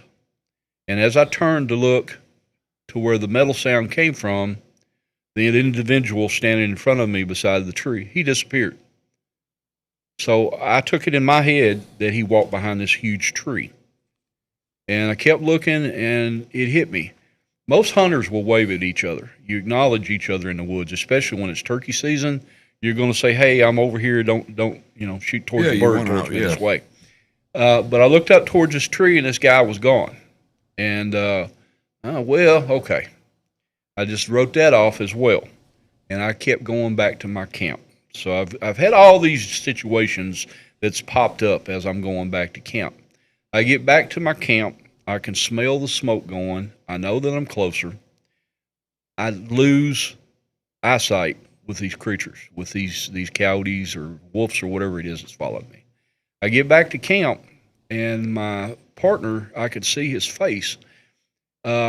He was obviously upset, and I told myself that he's upset because I've been gone so long, and because it is dark, and I'm coming in late. Right. And I hollered into the camp, and when I approached him, I told the guy, I said, "Hey, man, sorry I've been gone so long." And he immediately let me know, "It's not that, Martin. It's not that. I've had some issues and troubles too." And I finally was able to get him set down years later and get him to tell me everything that he went through. But as we're in camp, we got the fire going, and within 30 to 45 minutes, it is just jet black dark. It's very, very dark. You know yourself in the LBL, when it's dark. It's dark. It's dark. It's as dark as Mammoth Cave. It's just, you cannot see your hand in front of your face. We got a campfire going, and at one point, I thought I saw somebody behind the tree that was to the right of our camp. And I look back now, I thought that it was an individual behind the tree, and he was smoking a cigarette. You know how a cigarette will glow in the middle of darkness, and when you hit it, it's real bright. Right. And so I whispered to my hunting partner, I said, "Hey, there's somebody over here behind this tree." And then the fire glow would disappear, and a second or two later, we were trying not to turn our heads over to see what this was. We just kind of stared down at the ground, and we would look over every once in a while, and he saw it as well. Well, hey, this is classical Bigfoot or Dogman behavior at the time. I'm writing it off thinking this is a human being smoking a cigarette, but what I'm seeing is red eye shine that's coming off our fire glow, and it's illuminating the eyes of whatever's behind that tree. This goes on for a few moments, and we heard something off the ridge above us. Now, in Russian Creek, this area is, as we spoke earlier, is a American Indian burial ground. I won't say the exact locations because we don't want it to be bothered in any way. But on top of that ridge and in front of that ridge, not only do we have the American Indians buried there, but there is a very old graveyard there that dates back. Some of them will date back to the early 1800s. So above that ridge, we're hearing these noises, and all of a sudden we had some tree branches come off. A few seconds later, we had a larger piece of a branch that come off, like a broken, small, tiny tree. It didn't come tumbling down the ridge line. It didn't roll down like it had fell naturally. It had been tossed off that ridge and came down. The tree branch hit close to us. And a lot of things are running through our mind at this time. And I reflect back now, and I think about, hey, we're being messed with. We got a hunter over behind the tree, maybe. We got somebody up on the ridge line above us. And was you calling out to them? At some point, when the next step takes place. Okay, that's that will be my first verbalization. And I'm not going to say it on camera, but just understand that we were policemen, and pretty hardcore policemen at that. So a rock come off that, probably a 25 to 35 pound rock. It was tossed off the top of that ridge. We heard it coming through the trees. Mike, just to give listeners an understanding, we are surrounded with large old growth trees. These are monster trees. These ain't no babies. And even the ridge above us, there is stuff growing along the hill and the rocks all the way up. When that rock came through, we heard it coming. And it come off the top of that ridge, and it landed almost between my partner and myself. And when it hit the ground, there was some colorful metaphors began to be present. Yeah. And I'm hollering, hey, whoever's up on the ridge, whoever's behind the tree, you guys need to come out of that. You need to come out. This ain't cool to come into a man's camp at late night like this. Now, my shotgun was laying on the ground, but at some point in time, my hunting partner had reached down and he had picked up his double-barrel shotgun. And he had it cradled close to him. And that's when we heard growling. There was a growl that came from behind the tree that was so intense. And this is the part where, as we spoke before about portals and people getting lost in a story that they hear. This goes into the paranormal field of things that should not be, but it was. And we heard growls coming from behind that tree. And it was a growl. You recall I told you I've been a bear hunter. I've killed pigs. I've been a hog hunter. And I've killed both. And this was a noise that I had never heard before in my life. Wow. We had slaughtered animals on the farm. There was no noise like this. No hog noise, nothing. And as this growl began to get more intense, we began to get the feeling in our chest and in our body. It was almost as if, I don't know if you've ever been to the deep wilds of the West when a grizzly bear will really give a roar. It was a vibration in our chest, and I've heard them in different parts of Montana. I've had that, but it was a trumpet. It was a trumpet, okay. That trumpet sound. And you feel it. Yeah, but go ahead. Not a trumpet. That's the sound. My cousin sitting right over there watching this interview can tell you. We heard trumpets, but go ahead. Yes, and in the middle of the woods. And matter of fact, you and I had spoken about That's that right. at the thing, and Yeah. I recall that. Yeah. And that was the same feeling. All through your body. All through your body. Yeah, it's not a sound. It's not an ear sound. It's it's like it gets inside you, and you feel it in your muscles, your lungs, your head. It's just it takes your body over. Go ahead. It just surrounds you. Yeah. You and whatever adjective you want to use, that's it. And something just hit me too with an adjective. It blanketed our entire bodies in the camp. And so this noise, as it was gets to be more intense, and our body is really feeling this. As I get, is my mic okay? I seen you give a little. Okay, here we go. So when this came through, it began this intense growling, and then it almost goes silent. But we still hear it in our bodies. We feel it. It goes from this real high growling, and it gets lower and lower, but it doesn't stop what it's doing to our bodies. We can feel this, and vibration is just at that point I get tunnel vision, and tunnel vision will affect your vision. It also does something to your hearing as well too. And we began to feel like that I was down in a barrel, and it was like being underwater or something.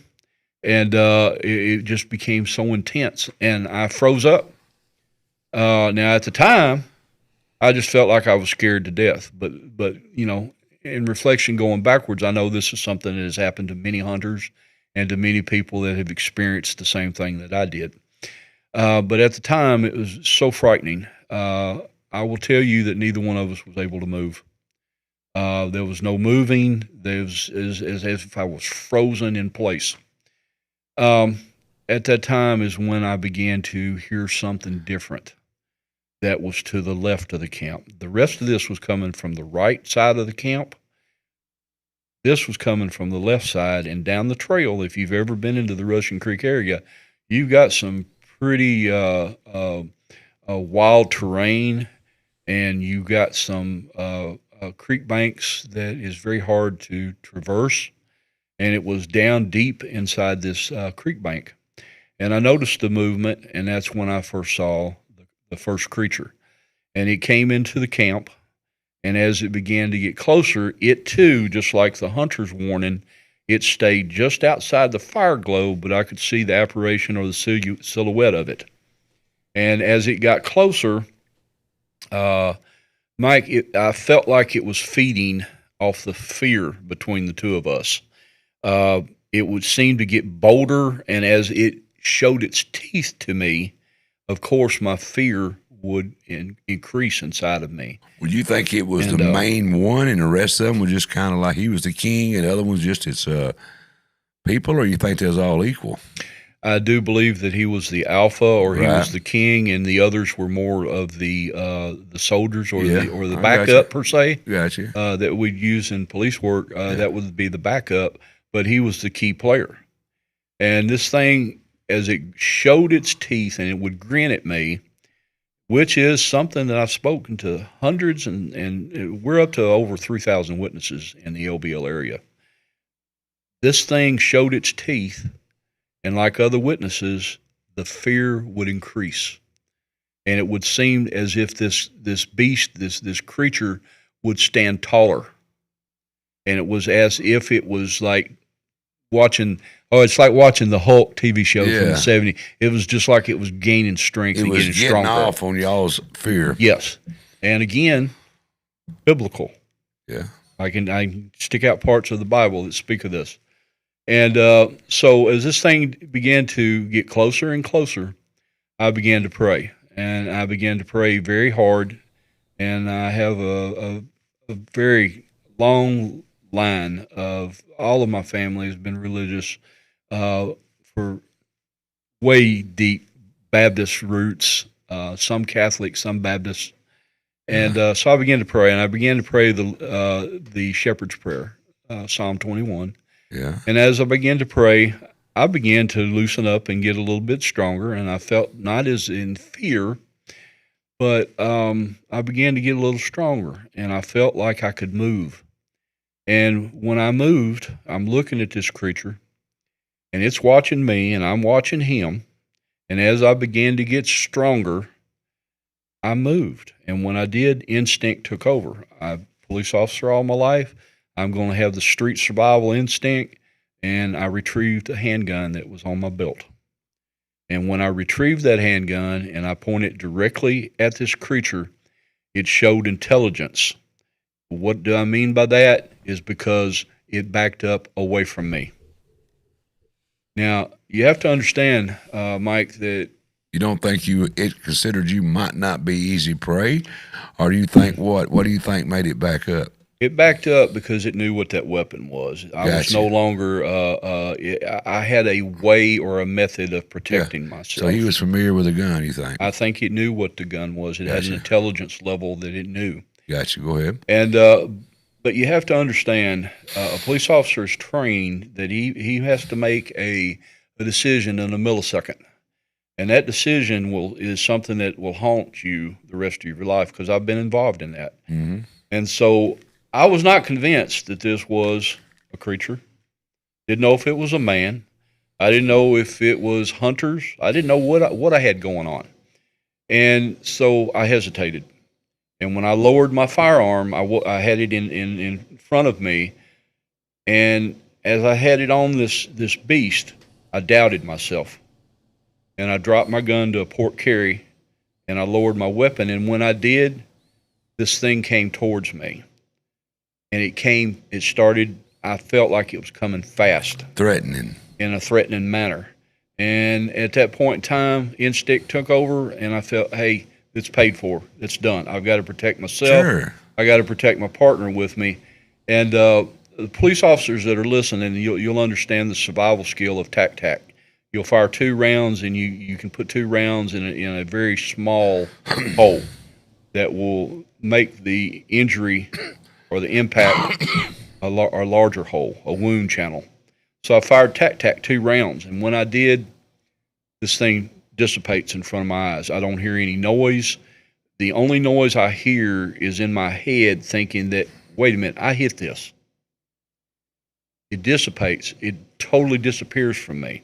At the very same time that I'm looking at this, whether if it was out of sympathetic fire, my hunting partner discharges his shotgun, 2 barrels behind me, that I would find out later he fired in the direction of where this beast was standing behind a tree. He discharges 2. Now, the only thing I hear from after me firing is I hear something run up the hill. It goes up the small mountain behind us and goes, I don't see it, but I can hear it. Right. And I can hear stuff going up.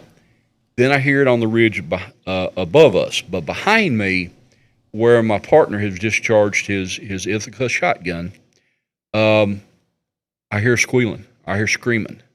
It's not quite a pig. It's not any type of bear or anything. And I realized immediately that he didn't wound it to the point of where it's down. It made it mad. Wow. So it was tearing the cane patch up that was just to the right of our camp, and it was going through and it was screaming, and it was not to me, it didn't sound like it was a pain, it was anger. My hunting partner takes off running. He's fired his 2 shots. He's running to his truck. Me, I've got a handgun in my hand. I've got to get my shotgun. There's things left down on the ground. We've got a full camp up. I've made the decision. I'm leaving everything except the shotgun. Yeah. Abandoned. It's time for a tactical retreat. Sure. And so when this takes place, he's running. I run back to the vehicle. As I jump up into this truck and we're going to take off and get away, it's like watching an old horror film from the 1970s. He can't get it rolling, man. He had set the emergency brake on this, and it was just trying to fight that emergency brake. Yeah. And I'm up in the back end of the pickup truck, and I'm hanging on up top, and I'm looking behind me, I'm looking in front of me, and these things are going through the camp. You can see them in the fire glow, and there's 2 or 3 that came from the tree line to the right of the camp, and they're converging into this. And they're doing what? And they're tearing the camp all to pieces, man. They're going through, ripping tents up. We had a tarp, and we had a tent, and we had an area set up for us where we had chairs and things. And all of a sudden, the headlamps do come on to the pickup truck. When the pickup truck headlamps comes on, he figures out the e-brake is hit. He pops it, and as he begins to take off, the headlamps illuminate a huge cornfield that was out in front of us. That cornfield had been cut from the year before and had stalks everywhere. And when the tree, from the lights going into the trees, the tree line, and then the cornfield, there was 2 figures that was totally opposite of what I had seen in the camp. These 2 figures, and I know that we have a drawing or a figure that is, I think he's able to pull it up, but there were 2 what I refer to as Bigfoot, and they were told that's not it. That is the Dogman. That is a great depiction of what I saw that walked into the camp. But we have a photograph of a Bigfoot. I think that looks like a girl that my cousin John dated one time. I swear to God, it looks just like it. We had one in every class. Yeah, he may have married her. I ain't for sure, but go ahead. That is another drawing of the what I call the Dogman or werewolf of LBL. And I'm gonna tell you something. And if I run across that, and I may go to the pen for murder. Yes. Because if you're out there in the woods on any of my hunting land that I own, and you come across that field growling and snorting and farting toward me with that on, you a shot son of a bitch. You're shot. You're shot. You damn right. You're shot. I ain't playing. And anybody out there, don't come out there on my hunting farm coming across there growling, snorting, and pooting and carrying on because you're shot. You're shot. You shot. Pop a cap in you. Pop 2 caps in you. Go ahead now. Until the magazine runs out. Damn right. Yes. I'm done. And I understand what you're saying, but I'm just giving people a warning. Oh, God, yes. Yes. I understand where you're coming from. You didn't want to shoot it because you don't know what it was, but I think you within your rights as a human being. That sucker, if it was somebody, they did kill him for being stupid anyway. But that's crazy. It was the most insane thing I'd ever seen, and I was. Do you think you killed it? No, I don't. I don't think that. I know that because of my training and because of what I know about myself. I didn't miss that target. Did you go back? Have you ever been back to your camp? Did you go back the next day? I have been back, but no, I did not go back the next day. It has taken years. Now, I had very close connection with all the police officers in this area. Right. Henry County, Stewart County. I knew the officers here. I knew the Trigg County officers, and I knew, which comes to what Steve and I do talk about, and I knew a lot of the TVA officers. Right. This was under TVA control until I think 1 or 2 years later. But I'm asking why you didn't go back, Steve, Martin. Why didn't you go back to that? I mean, I know it scared you. I know it was biblical. I know everything you said, and you had my attention the whole time. I looked you right in the eyes, and you believe it, and you sell it for the truth. And I'm not saying it's not true. I understand. I'm trying to give you credit that you're believing it. Why didn't you go back and see what was there? What happened? You guys got the general Quick audience version, or the PG version. There's things I don't talk about. I got you. That took place. The answer to it is simple. It was so frightening that both of us lost our continence. We lost our bowel movement. We lost our urine. Yeah. And it may have been to what you have even experienced with the vibration. Yeah. Some people will call it infrasound. Other will call it radio waves or frequency. Oh, it's real. And it's real. And whatever it was, so not only did we use the bathrooms on ourselves, but it was the most frightening thing I'd ever seen. You know, I've been scared, but I know, and I've had to check to see if I had crap myself. No, there should be one photograph that shows a Bigfoot by himself. And it shows he almost looks like a werewolf. He's got a slick head. Not that, but that was Jimmy, the other one. But now, no, Kevin, he is actually right.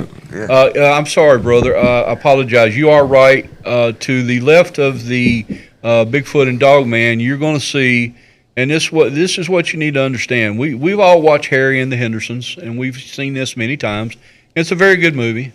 But I assure you, what I saw standing in that cornfield, right there to the left of that, you see the teeth on that. That does not look like no Harry and the Henderson. This is not nobody you wanted to have Yogi Bear, you wanted a picnic basket with. Them teeth are canines. They are canine in nature. Yeah, them teeth right there are not designed like a cow teeth to graze grass. Now, them teeth are designed to kill, rip, and roar on them teeth that your picture right there is. To rip and tear apart. Yeah.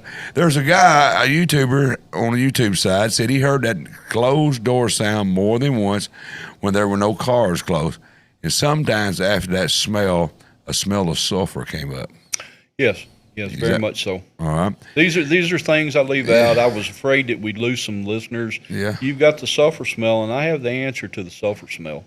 Yeah, it's probably where you craps your pants. No doubt. That's probably got a sulfur smell too. The chili we had in camp was like that. Yeah, I got you, brother. Another stuff. guy asked, did he ever meet Smokey Crabtree?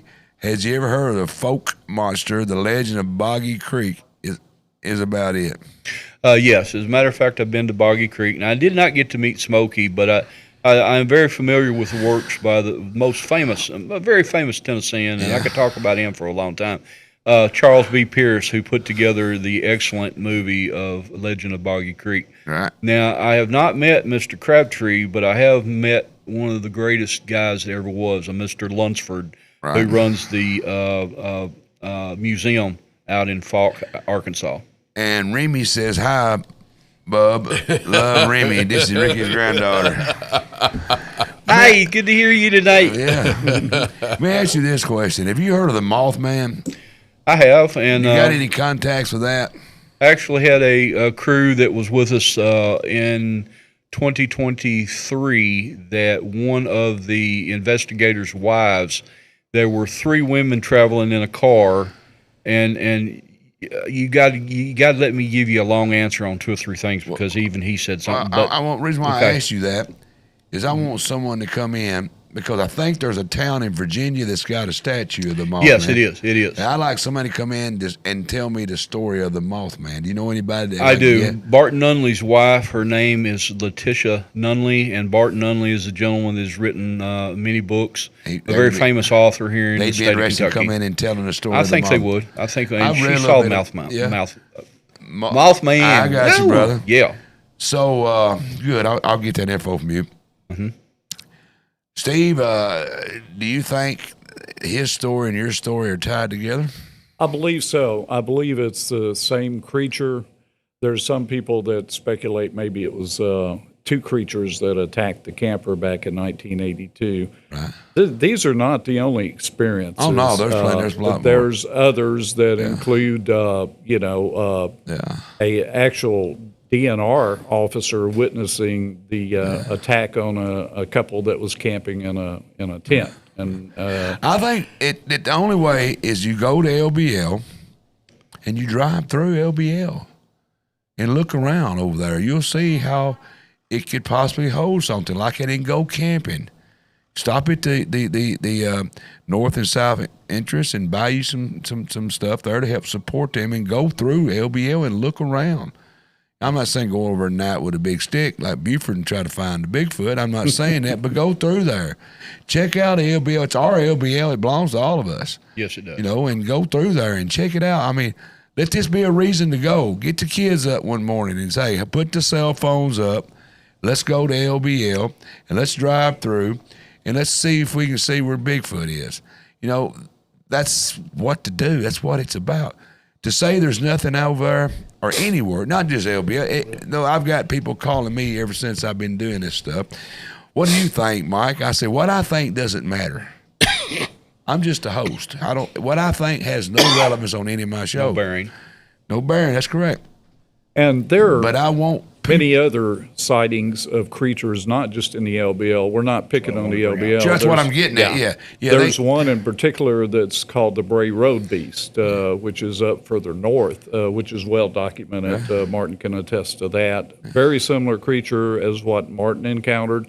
These creatures are spotted in many different Had a phone sections. call today from a guy that used to live in Paris. He lives in Georgia, southeastern part. He said, I watch your show quite regular. So I've got people in Georgia watching you because you have a lot of different great, different guests on. He said, that Bigfoot is real. He said, there in Henry County, I seen one in my backyard.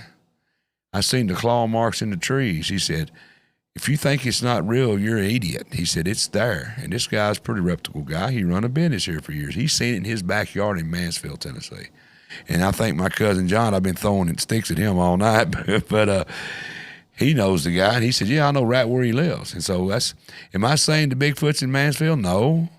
I mean, I have not seen it, but I haven't seen really a lot of things that I know is real. I know Jesus is there, but I've never seen him. Amen. So, I keep the faith. And, like I said earlier, that's the number one question, and I'll get these private messages and I'll get the mail from people, and it'll say, what do you think? Well, what I say doesn't matter. I would be kind of dumb, or what word can I use here? Another adjective if I said absolutely not. Absolutely. Because I learned a long time ago, if I say I'll never do something, I'll be damned the next day I ain't got to do it. So I'm not going to sit here and tell you there is no Bigfoot, there is no Dogman. All I'm going to say is I've never seen it. And Martin, I remember you or Mr. Denton or Mr. Causey one told me when we was down there last year at the Golden Pond Distillery, you said, because I said I wanted to see one. And I forgot which one of y'all it was, said, you better be careful what you ask for, Mike. And I said, wow. But I would like to go on some kind of investigation.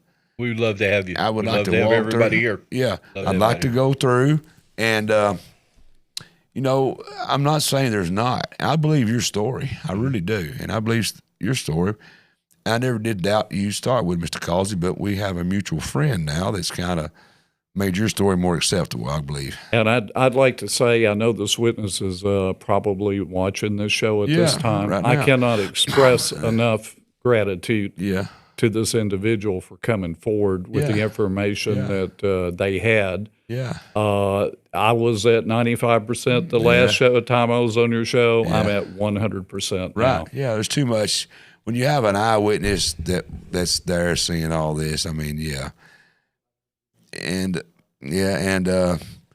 my old buddy Jimmy right here, he was over in the woods, called me one day. He said, Mike, I'm not drunk. I said, okay. He said, I'm not crazy. I said, that's debatable. He said, no, listen to me. I've seen some footprints. I don't know what they were. They had 6 toes. And I've called in the experts, and they said it's something like a Bigfoot. Tell me the story, Jimmy. Well, me and my girlfriend, Becky, we went out looking for morel mushrooms.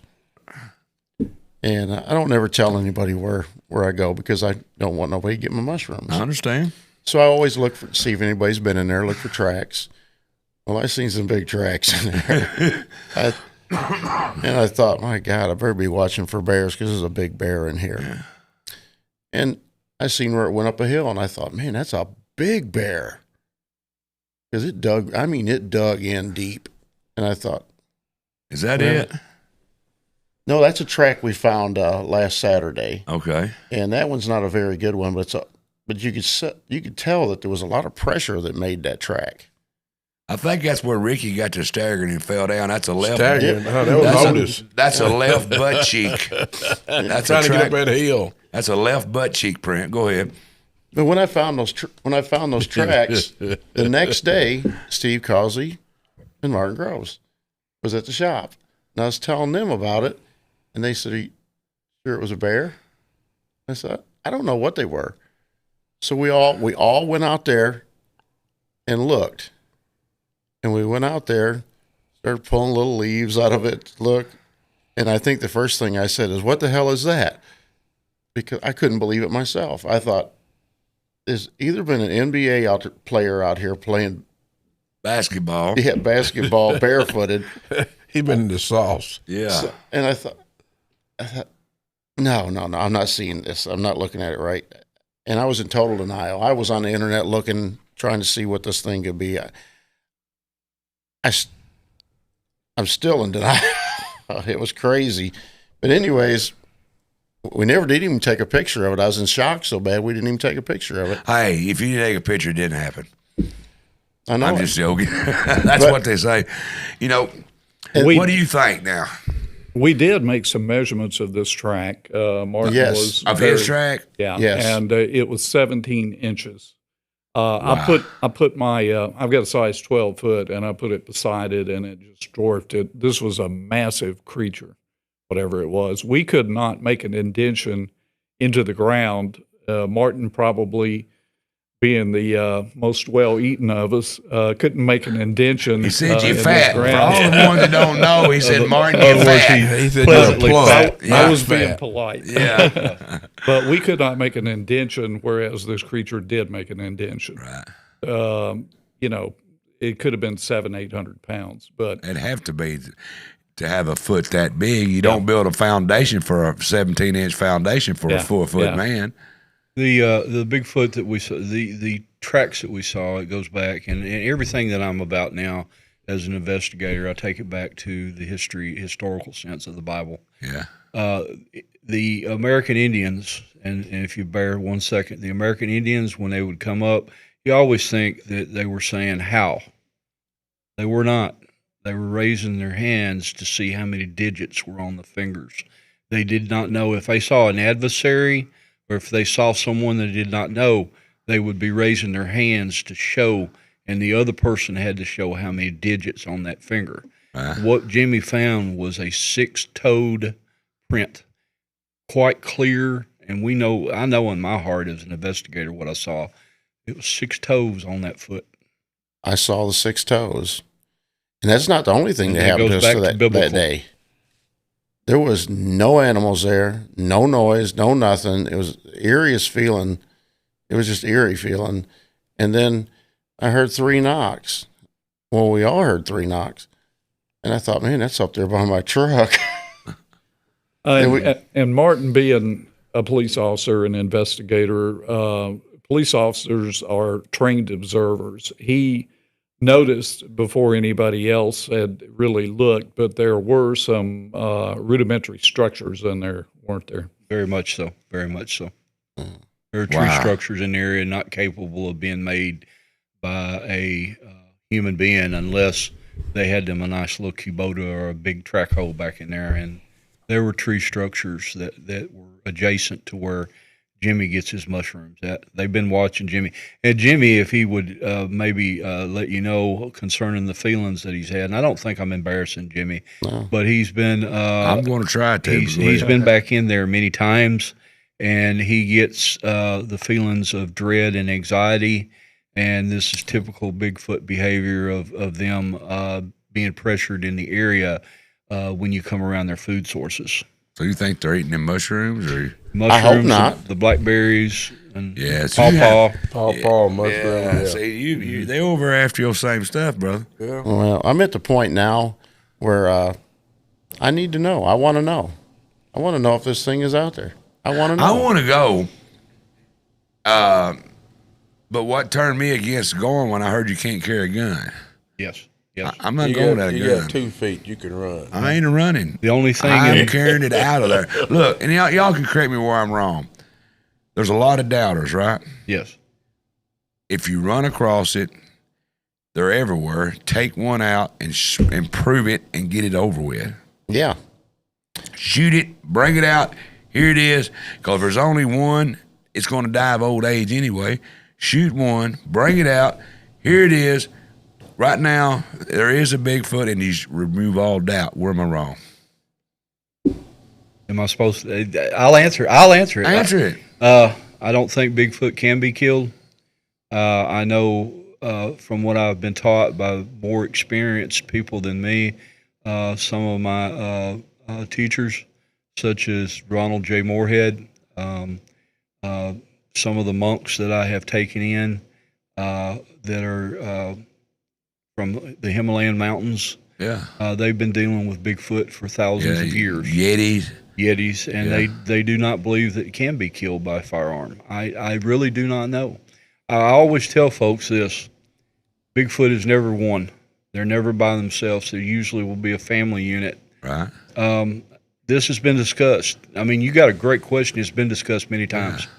Yeah. And the answer is simple to this: you'll never make it out. If you get one of them and you're lucky enough to get the one, I don't think you'll come out of the woods. I believe the rest of the family or the clan will get you. I really believe that. There's a well-known story also of Daniel Boone and his son, which is pretty authentic because it's been authenticated by other witnesses, where they ran across a creature that was about 12 feet tall, and his son had shot it in the chest, which basically pissed the animal off. It had picked Daniel Boone's son up and thrown him down. This creature was in the process of picking him up again and finishing him off when Daniel Boone spotted it. Being the great shot he was, he hit it right through the eye, which killed it. I've heard that story. They cut open the chest. This creature didn't have ribs. It had a solid breastplate that was 2 inches thick. He estimated 2 to 2.5 inches thick. Bone is one of the hardest substances on earth, and it would take a pretty powerful weapon to go through that. So if you shoot it through the chest, unless you're a Daniel Boone and can shoot it through the eye, you're not going to kill one of these creatures. I just wondered, to stop all doubt. And there's a viewer asked, is there any pictures or any proof beyond a reasonable doubt? There have been many pictures that have been, the Freeman footage from the early 1990s is some of the greatest footage. And I understand that people are very skeptical concerning the Patterson-Gimlin film. However, I must say this: NASA and hundreds of scientists have ripped that film apart. They can't prove it. You're right. They can't prove it's fake. They cannot prove it's fake. I'll give you that. That's the first one. That's the staple, the go-to picture. And you think the doubters want to prove that one. They can't. I know it's been under every kind of new modern technology taken out, and they can't prove that's not a real. I have a very quick adage that I would run across all the hunters in LBL. From the 1960s and 70s, my family and I have been seeing black bear. And we would report this, and people would laugh and say, there's no more bears left. There's no bear in the park. Now, this has just recently happened now with the adage of the hunters that have been in, and they said, man, they ain't no Bigfoot. There's no black bear. I've been hunting LBL all my life. I've never seen a bear. Could it be, because I'm a hunter myself, could it be that you missed the black bear? What else did the hunters miss when they've been in the woods? If you've not seen the bear, is it very possible? Yeah. And what happened? What has happened now? Yeah, you're only looking at a small area when you're in LBL at that given time in history. If you're setting up a deer stand all day and you don't see a deer, and there's probably 10 times more deer than there are Bigfoot or Dogman or whatever you're calling for, doesn't mean there's no deer in the park. You just didn't see them that day. You wasn't there at the right place. That's right. You went in the right place, right time. I'll give you that. Yeah. Have I ever seen anything? No. I have seen mountain lion. I've seen the first river otters that they claim wasn't here. Me and the game wardens argued about it because I seen them. I was trapping. And I quit trapping at anyway. That's a different story. I've seen mountain lion. Well, we used to call wildcats. My father did. Mm-hmm. You know, I don't know. Wildcat. That's just what we call them. And I've never seen a Bigfoot. Am I saying there isn't one? No, I'm not saying there's not one. And people misunderstand me. I don't want y'all to think I'm. No, I'm just saying I've never seen it. Yes. There's difference. And for me to sit here and say, Martin, you and Steve are crazier than hell. Y'all probably say you probably agree with that part. Yes. But to tell you there is no Bigfoot, what kind of person would say that? You just haven't seen it. You hadn't seen it, That's and they just admitted, the park has admitted the black bear is there. Well, sure, we all know there's black bear. Yeah. There's black bear. We had one not too long ago out here by my house in the airport out here at be northwest of Paris. Guys, I've kept you a long time, and I got a few more questions I want to go through. After Steve was on the show the last time, Dana had a friend who messaged her. He and his son ride motorcycles through LBL, and they had an eerie experience on one of their rides in LBL. Didn't see anything, just an eerie feeling. Might have been what to eat. Greg asked if Jimmy is going back for mushrooms next year. Oh, yeah. But with a different attitude. Kayla said, now that the alien files are out, do you believe in them? Whoever. Yeah, absolutely. Right? Absolutely. I think 100%. It would be naive to think that we're the only creatures that God created. Oh, that would be universe. Insanity. Hey, now look, when you look up, there's no end to that. Yeah. No, to sit here and say there's no aliens, that takes mental illness. There's no possible way that's not possible. Now, am I saying there's more humans? There's not nobody else in the world looks like me. I know that. You're a trophy. God, I'm a trophy. He's a real trophy. Okay? Trophy husband. We're going to put him on the wall. I'm a trophy. He's a trophy. But I'm not saying there's humans like we are in other parts of the universe. I'm not saying that. But there is God-given creatures out there. He made the heaven and the universe. We only know what he wants us to know. And he tells us that we are made in God's image, right? Well, there's probably somewhere else that maybe he didn't make in his image, is what I'm trying to get at. Does that make sense? Perfect sense, but we have to go back once again to the Bible and the fallen angels. That's right. He did not make these creatures. Yeah. These creatures are from the fallen angels. Yeah. And these Nephilim. One of them, Michael?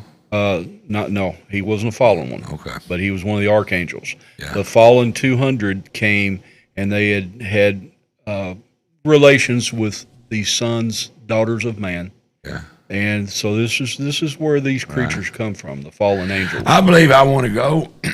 Martin, if you allow me to carry a couple of my friends for backup and let me carry which I've got an arsenal of weapons, carry me a weapon of my choice. And I will promise you I won't kill one just to bring him out, but I will take video. But I want one to protect, because I'm going to tell you, if somebody gets eat up in there, I ain't going to be the last one. Guarantee you. And if Jimmy goes with me, I ain't got to outrun the monastery. I just got to outrun Jimmy. That's right. You always take a fat man. That's right. But I am not. And I gotta repeat that, not gonna be the last one getting eat if we go out there. Well, Mike, if you'd had a gun, ain't gonna be one of the questions. When they look at me laying over chewed up, they ain't gonna say if Mike had a gun. They're gonna say, well, Mike run out of bullets. That's what I want them to say. You're not gonna be the first on the buffet. Yeah. No, sir. And you're not gonna find my driver's license in a Bigfoot turd. You follow me? That's not gonna happen. Yeah. My driver's license is not going to be found in the Bigfoot turd, the Dogman, either one. I'm well known that my inventory of things that I carry into the woods, there's very few things. I carry a iron skillet for cooking bacon to attract them.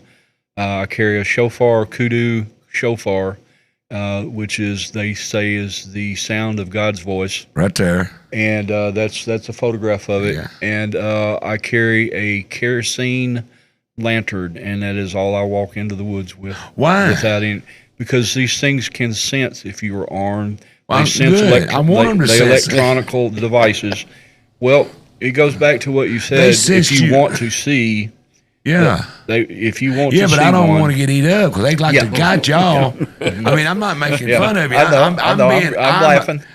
You're laughing at Yes, it, but I'm I'm being laughing. serious. I'm a street guy. I was raised Yeah. in West Parish. Yes, sir. That's the mean side of town. And you don't go to a gunfight with a knife. No. And you done told me you had to double tap him.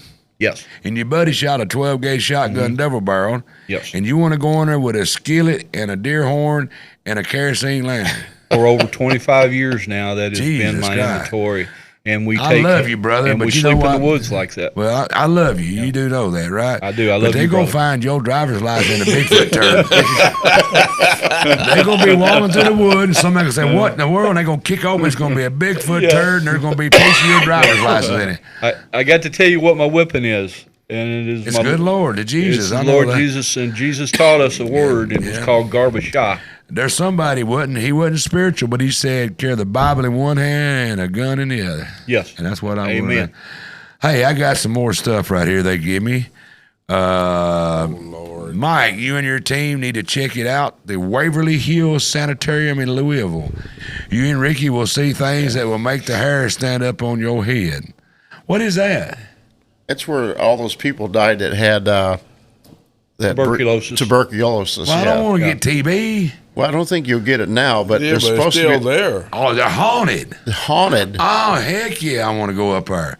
Oh, thank you. We're trying to get a group together now to go up there. Yeah, I want to go up there and film it and do it. We do a lot of lives on the road. That's pretty cool. Thank you for that. Yeah.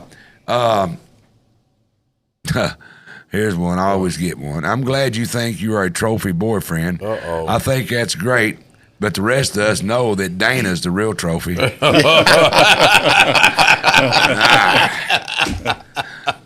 Gauging conversation, a Buford Pusser. Mike, keep it up. Hey, that's just 3 of them. See, we get emails and we get private messages, and I stay busy, but I've got a new crew helping me. I got a guy named Ken back there, and he goes through and finds all this stuff and brings it to me. He found the Ripple bottle on our investigation down at Manera County. I like that. And he found a Ripple bottle out there in the weeds, and he's very, very, very good to this thing. And I appreciate what he does for the show. He does a lot for us. And he said, did you know, he's got that deep radio voice, you know. He said, did you know that you got all these people writing in about your show? Some's good, some's bad, some's just comments. I said, well, yeah, I've heard about it. Well, why don't you read them? I said, well, I'd hand them to me. So he handed them to me live on the show. And last week, I don't know the whole story. I'd have to find it. But they was going to tie me up like a pretzel and clothesline Ricky over their wife. I was ready to run that night. I thought we had Bigfoot chasing us that night. We did too. I knew we were coming. Yeah. I thought Bigfoot was Something going to about he likes my show, but his wife likes it too much, and he said it makes him mad. Then he's going to clothesline me. He ain't going to clothesline to get Ricky. to you. Well, I think you're guilty by association. Well, yeah, be dead. All right, by we're association. talking about Golden Pond Distillery. I do got to let y'all go. But my friend is sitting right there. He's a master distiller. He has made a special run of Mike Weatherford Show moonshine, and it's made at Golden Pond, Kentucky. Look right here. You can zoom in on this. You can see right here. You'll see that trophy. You'll see the trophy right here on this picture. Right there it is. I guess they're going to try to zoom maybe, but anyway, there it is. That's it, and it's even got my picture on the bottle. Let me turn it around right there. You flip on around, da-da, there I have. Everybody wants to know if they can be part of the Brewer Street Mafia. They can. You can be if I vet you. Me and Ricky have to watch you over. We got these little code words we say. Y'all don't even pay attention. See, we talking code too, don't we, Ricky? Mm-hmm. And we both agree that you and Steve are official members. I've got chips I give you too. Thank you. But we want to make sure that y'all can carry that home with you. Thank and you. I guarantee you, if one of y'all would drink, y'all are riding together. If one of you take a swig, you might see another Bigfoot on the way home. You may see the beast. Well, see the beast. Carry it in the woods next time you're cooking bacon. Yeah. Could I say one thing before you go? Yes, sir. Okay, I'm holding in my hand right now the Friends of LBL. Yeah. I'd like to encourage everyone to please join and be Yeah. a member. If you care about the park and come out, and there's different levels you can join, please be a member. We all are. And the other thing I'd encourage you with this, Steve and I have talked before we came on the show, and we're going to disclose some things that I have never told in the public before concerning Bigfoot and Dogman and these other creatures in the world.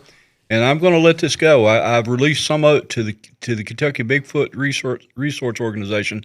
But if you guys come down on the June the 13th, I'm going to tell you some things that you will never hear from any other Bigfoot, with the exception of a gentleman out of Alaska and one out of Washington. Y'all come on down. We got some secrets we're going to share with you for free, and maybe it will help you guys too in this pursuit of what you're looking for. You know, that's great, man. I mean, who knows? If you keep on, I may start believing it before I see one. You know what I'm saying? Exactly. And I appreciate y'all coming in. Martin, it's been fun. It's been great. It's an honor to be here with you and Ricky. Oh, man. it's a pleasure, Jimmy man. and Steve. It's Steve, an honor. I appreciate you, brother. Godspeed to you and your family. Thank you. And you know, it's been a real good conversation. We're 2 hours into it. Now, usually an hour show, but how can you do it in an hour? And I think it's fair. I think you, both of y'all, I got to commend you for standing up for what you say, and you believe what you say. You're not saying this because you want to be famous. You're not saying this just to get attention. Both of you, especially on this part, you know it's true because you had a witness that you was started out being 95%, maybe started at 50%, and you worked your way up. Now you're 100%. You was there on your episode, what we call in the South the run-in. Yes. You know, with the run-in, you know that's true. Mm-hmm. And y'all are just trying to share your stories. And that's what I appreciate about you, man. You're not trying to convince me that it's bull. You're just telling the story, what happened to Martin Groves. And I appreciate that, man. Thank you. I'm honored to be here with all of us. We're gonna keep these Bigfoot town hall meetings going. Sounds great. We're gonna keep the Bigfoot thing alive, and because every year somebody's going to see something, and they'll wanna share their story. Maybe between this one and the next one, somebody will to see one. Between the 13th and the following one we do next year, you might see one. I have reports this very week that has come out of the park. There you go. That's what I'm talking about. So, you know, we're not going to be a one and done. We're doing this second one because we didn't expect it to be so big, Jimmy. And Ricky, you was there. Yeah. It outgrew my expectation. And now that Martin's got to be a big part of it, he's sharing in his industry, and they're coming in from all over. So it's going to be a huge one. And you, the viewer, if you haven't ever been to this, it's the second one we've done. That's why I call it 2.0. It's twice as big. We're going to make it a great show at the Golden Pond Distillery. Bigfoot Town Hall. I want you to be there. I want you to hear these stories, and I want you to tell me, Mike, I didn't believe it to start with, but I do now. Or, Mike, I seen one myself. I'll be there. I'm going to be trying to help them MC it. Come up to me and tell me what you've seen. Tell me what you believe. And but tell me that before you do the sampling. I don't want to smell liquor on your breath and tell me about Bigfoot. All right, folks. Hey, what we got next week? I got another great show coming up next week. We've got Mr. Bill Hammerin coming in. Everybody after I did the show with Mr. Elam, they kept saying, "You need to get to the other side. Need to get to the other side." Well, I mean, I am not a Bigfoot expert. I'm not.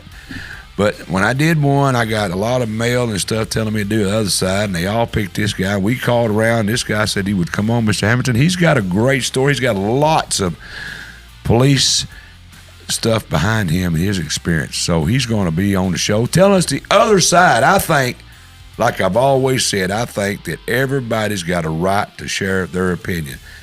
Mr. M come in here, and it was a real nice guy like Mr. Mike. He's a great guy, a nice guy. He says that Buford killed his wife. He said the evidence proves it.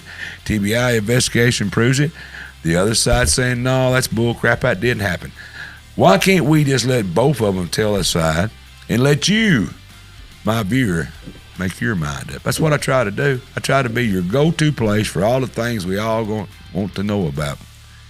And so I want to appreciate my crew in the back, Kevin Keel, Scott Norwood, Ken Atkinson, Dana Allen, And I'm going to thank my old buddy Ricky Price right over here sitting beside me. Big It is dog. always a pleasure. The clothesline himself. We're going to have a wrestling match called That's right. Mr. Pepsi himself, Ricky Price. Jimmy, thanks for coming in. You're welcome. Thanks, Ken, for all you do, brother. You had to cut out. I understand you had something you got to do. He's probably on the way to Atlanta. I'll tell him what kind of bill I'll get for that. But he's going to get to the end of the Grady and the Big Stick dilemma. I don't understand how Fred Sanford and his son, Grady, is tied in with Buford Pusser. I want to know the answer to that. Hey, tune in, same time, same place, and like I always say, help me out, guys.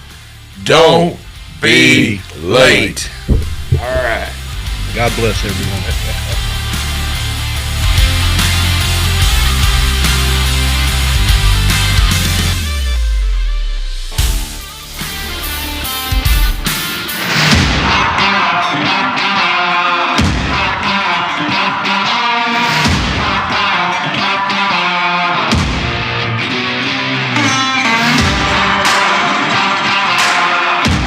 The Mike Weatherford Show is recorded live in the Brewer Street Mafia Studios in downtown Paris. A Kill Media, Brewer Street Mafia Productions.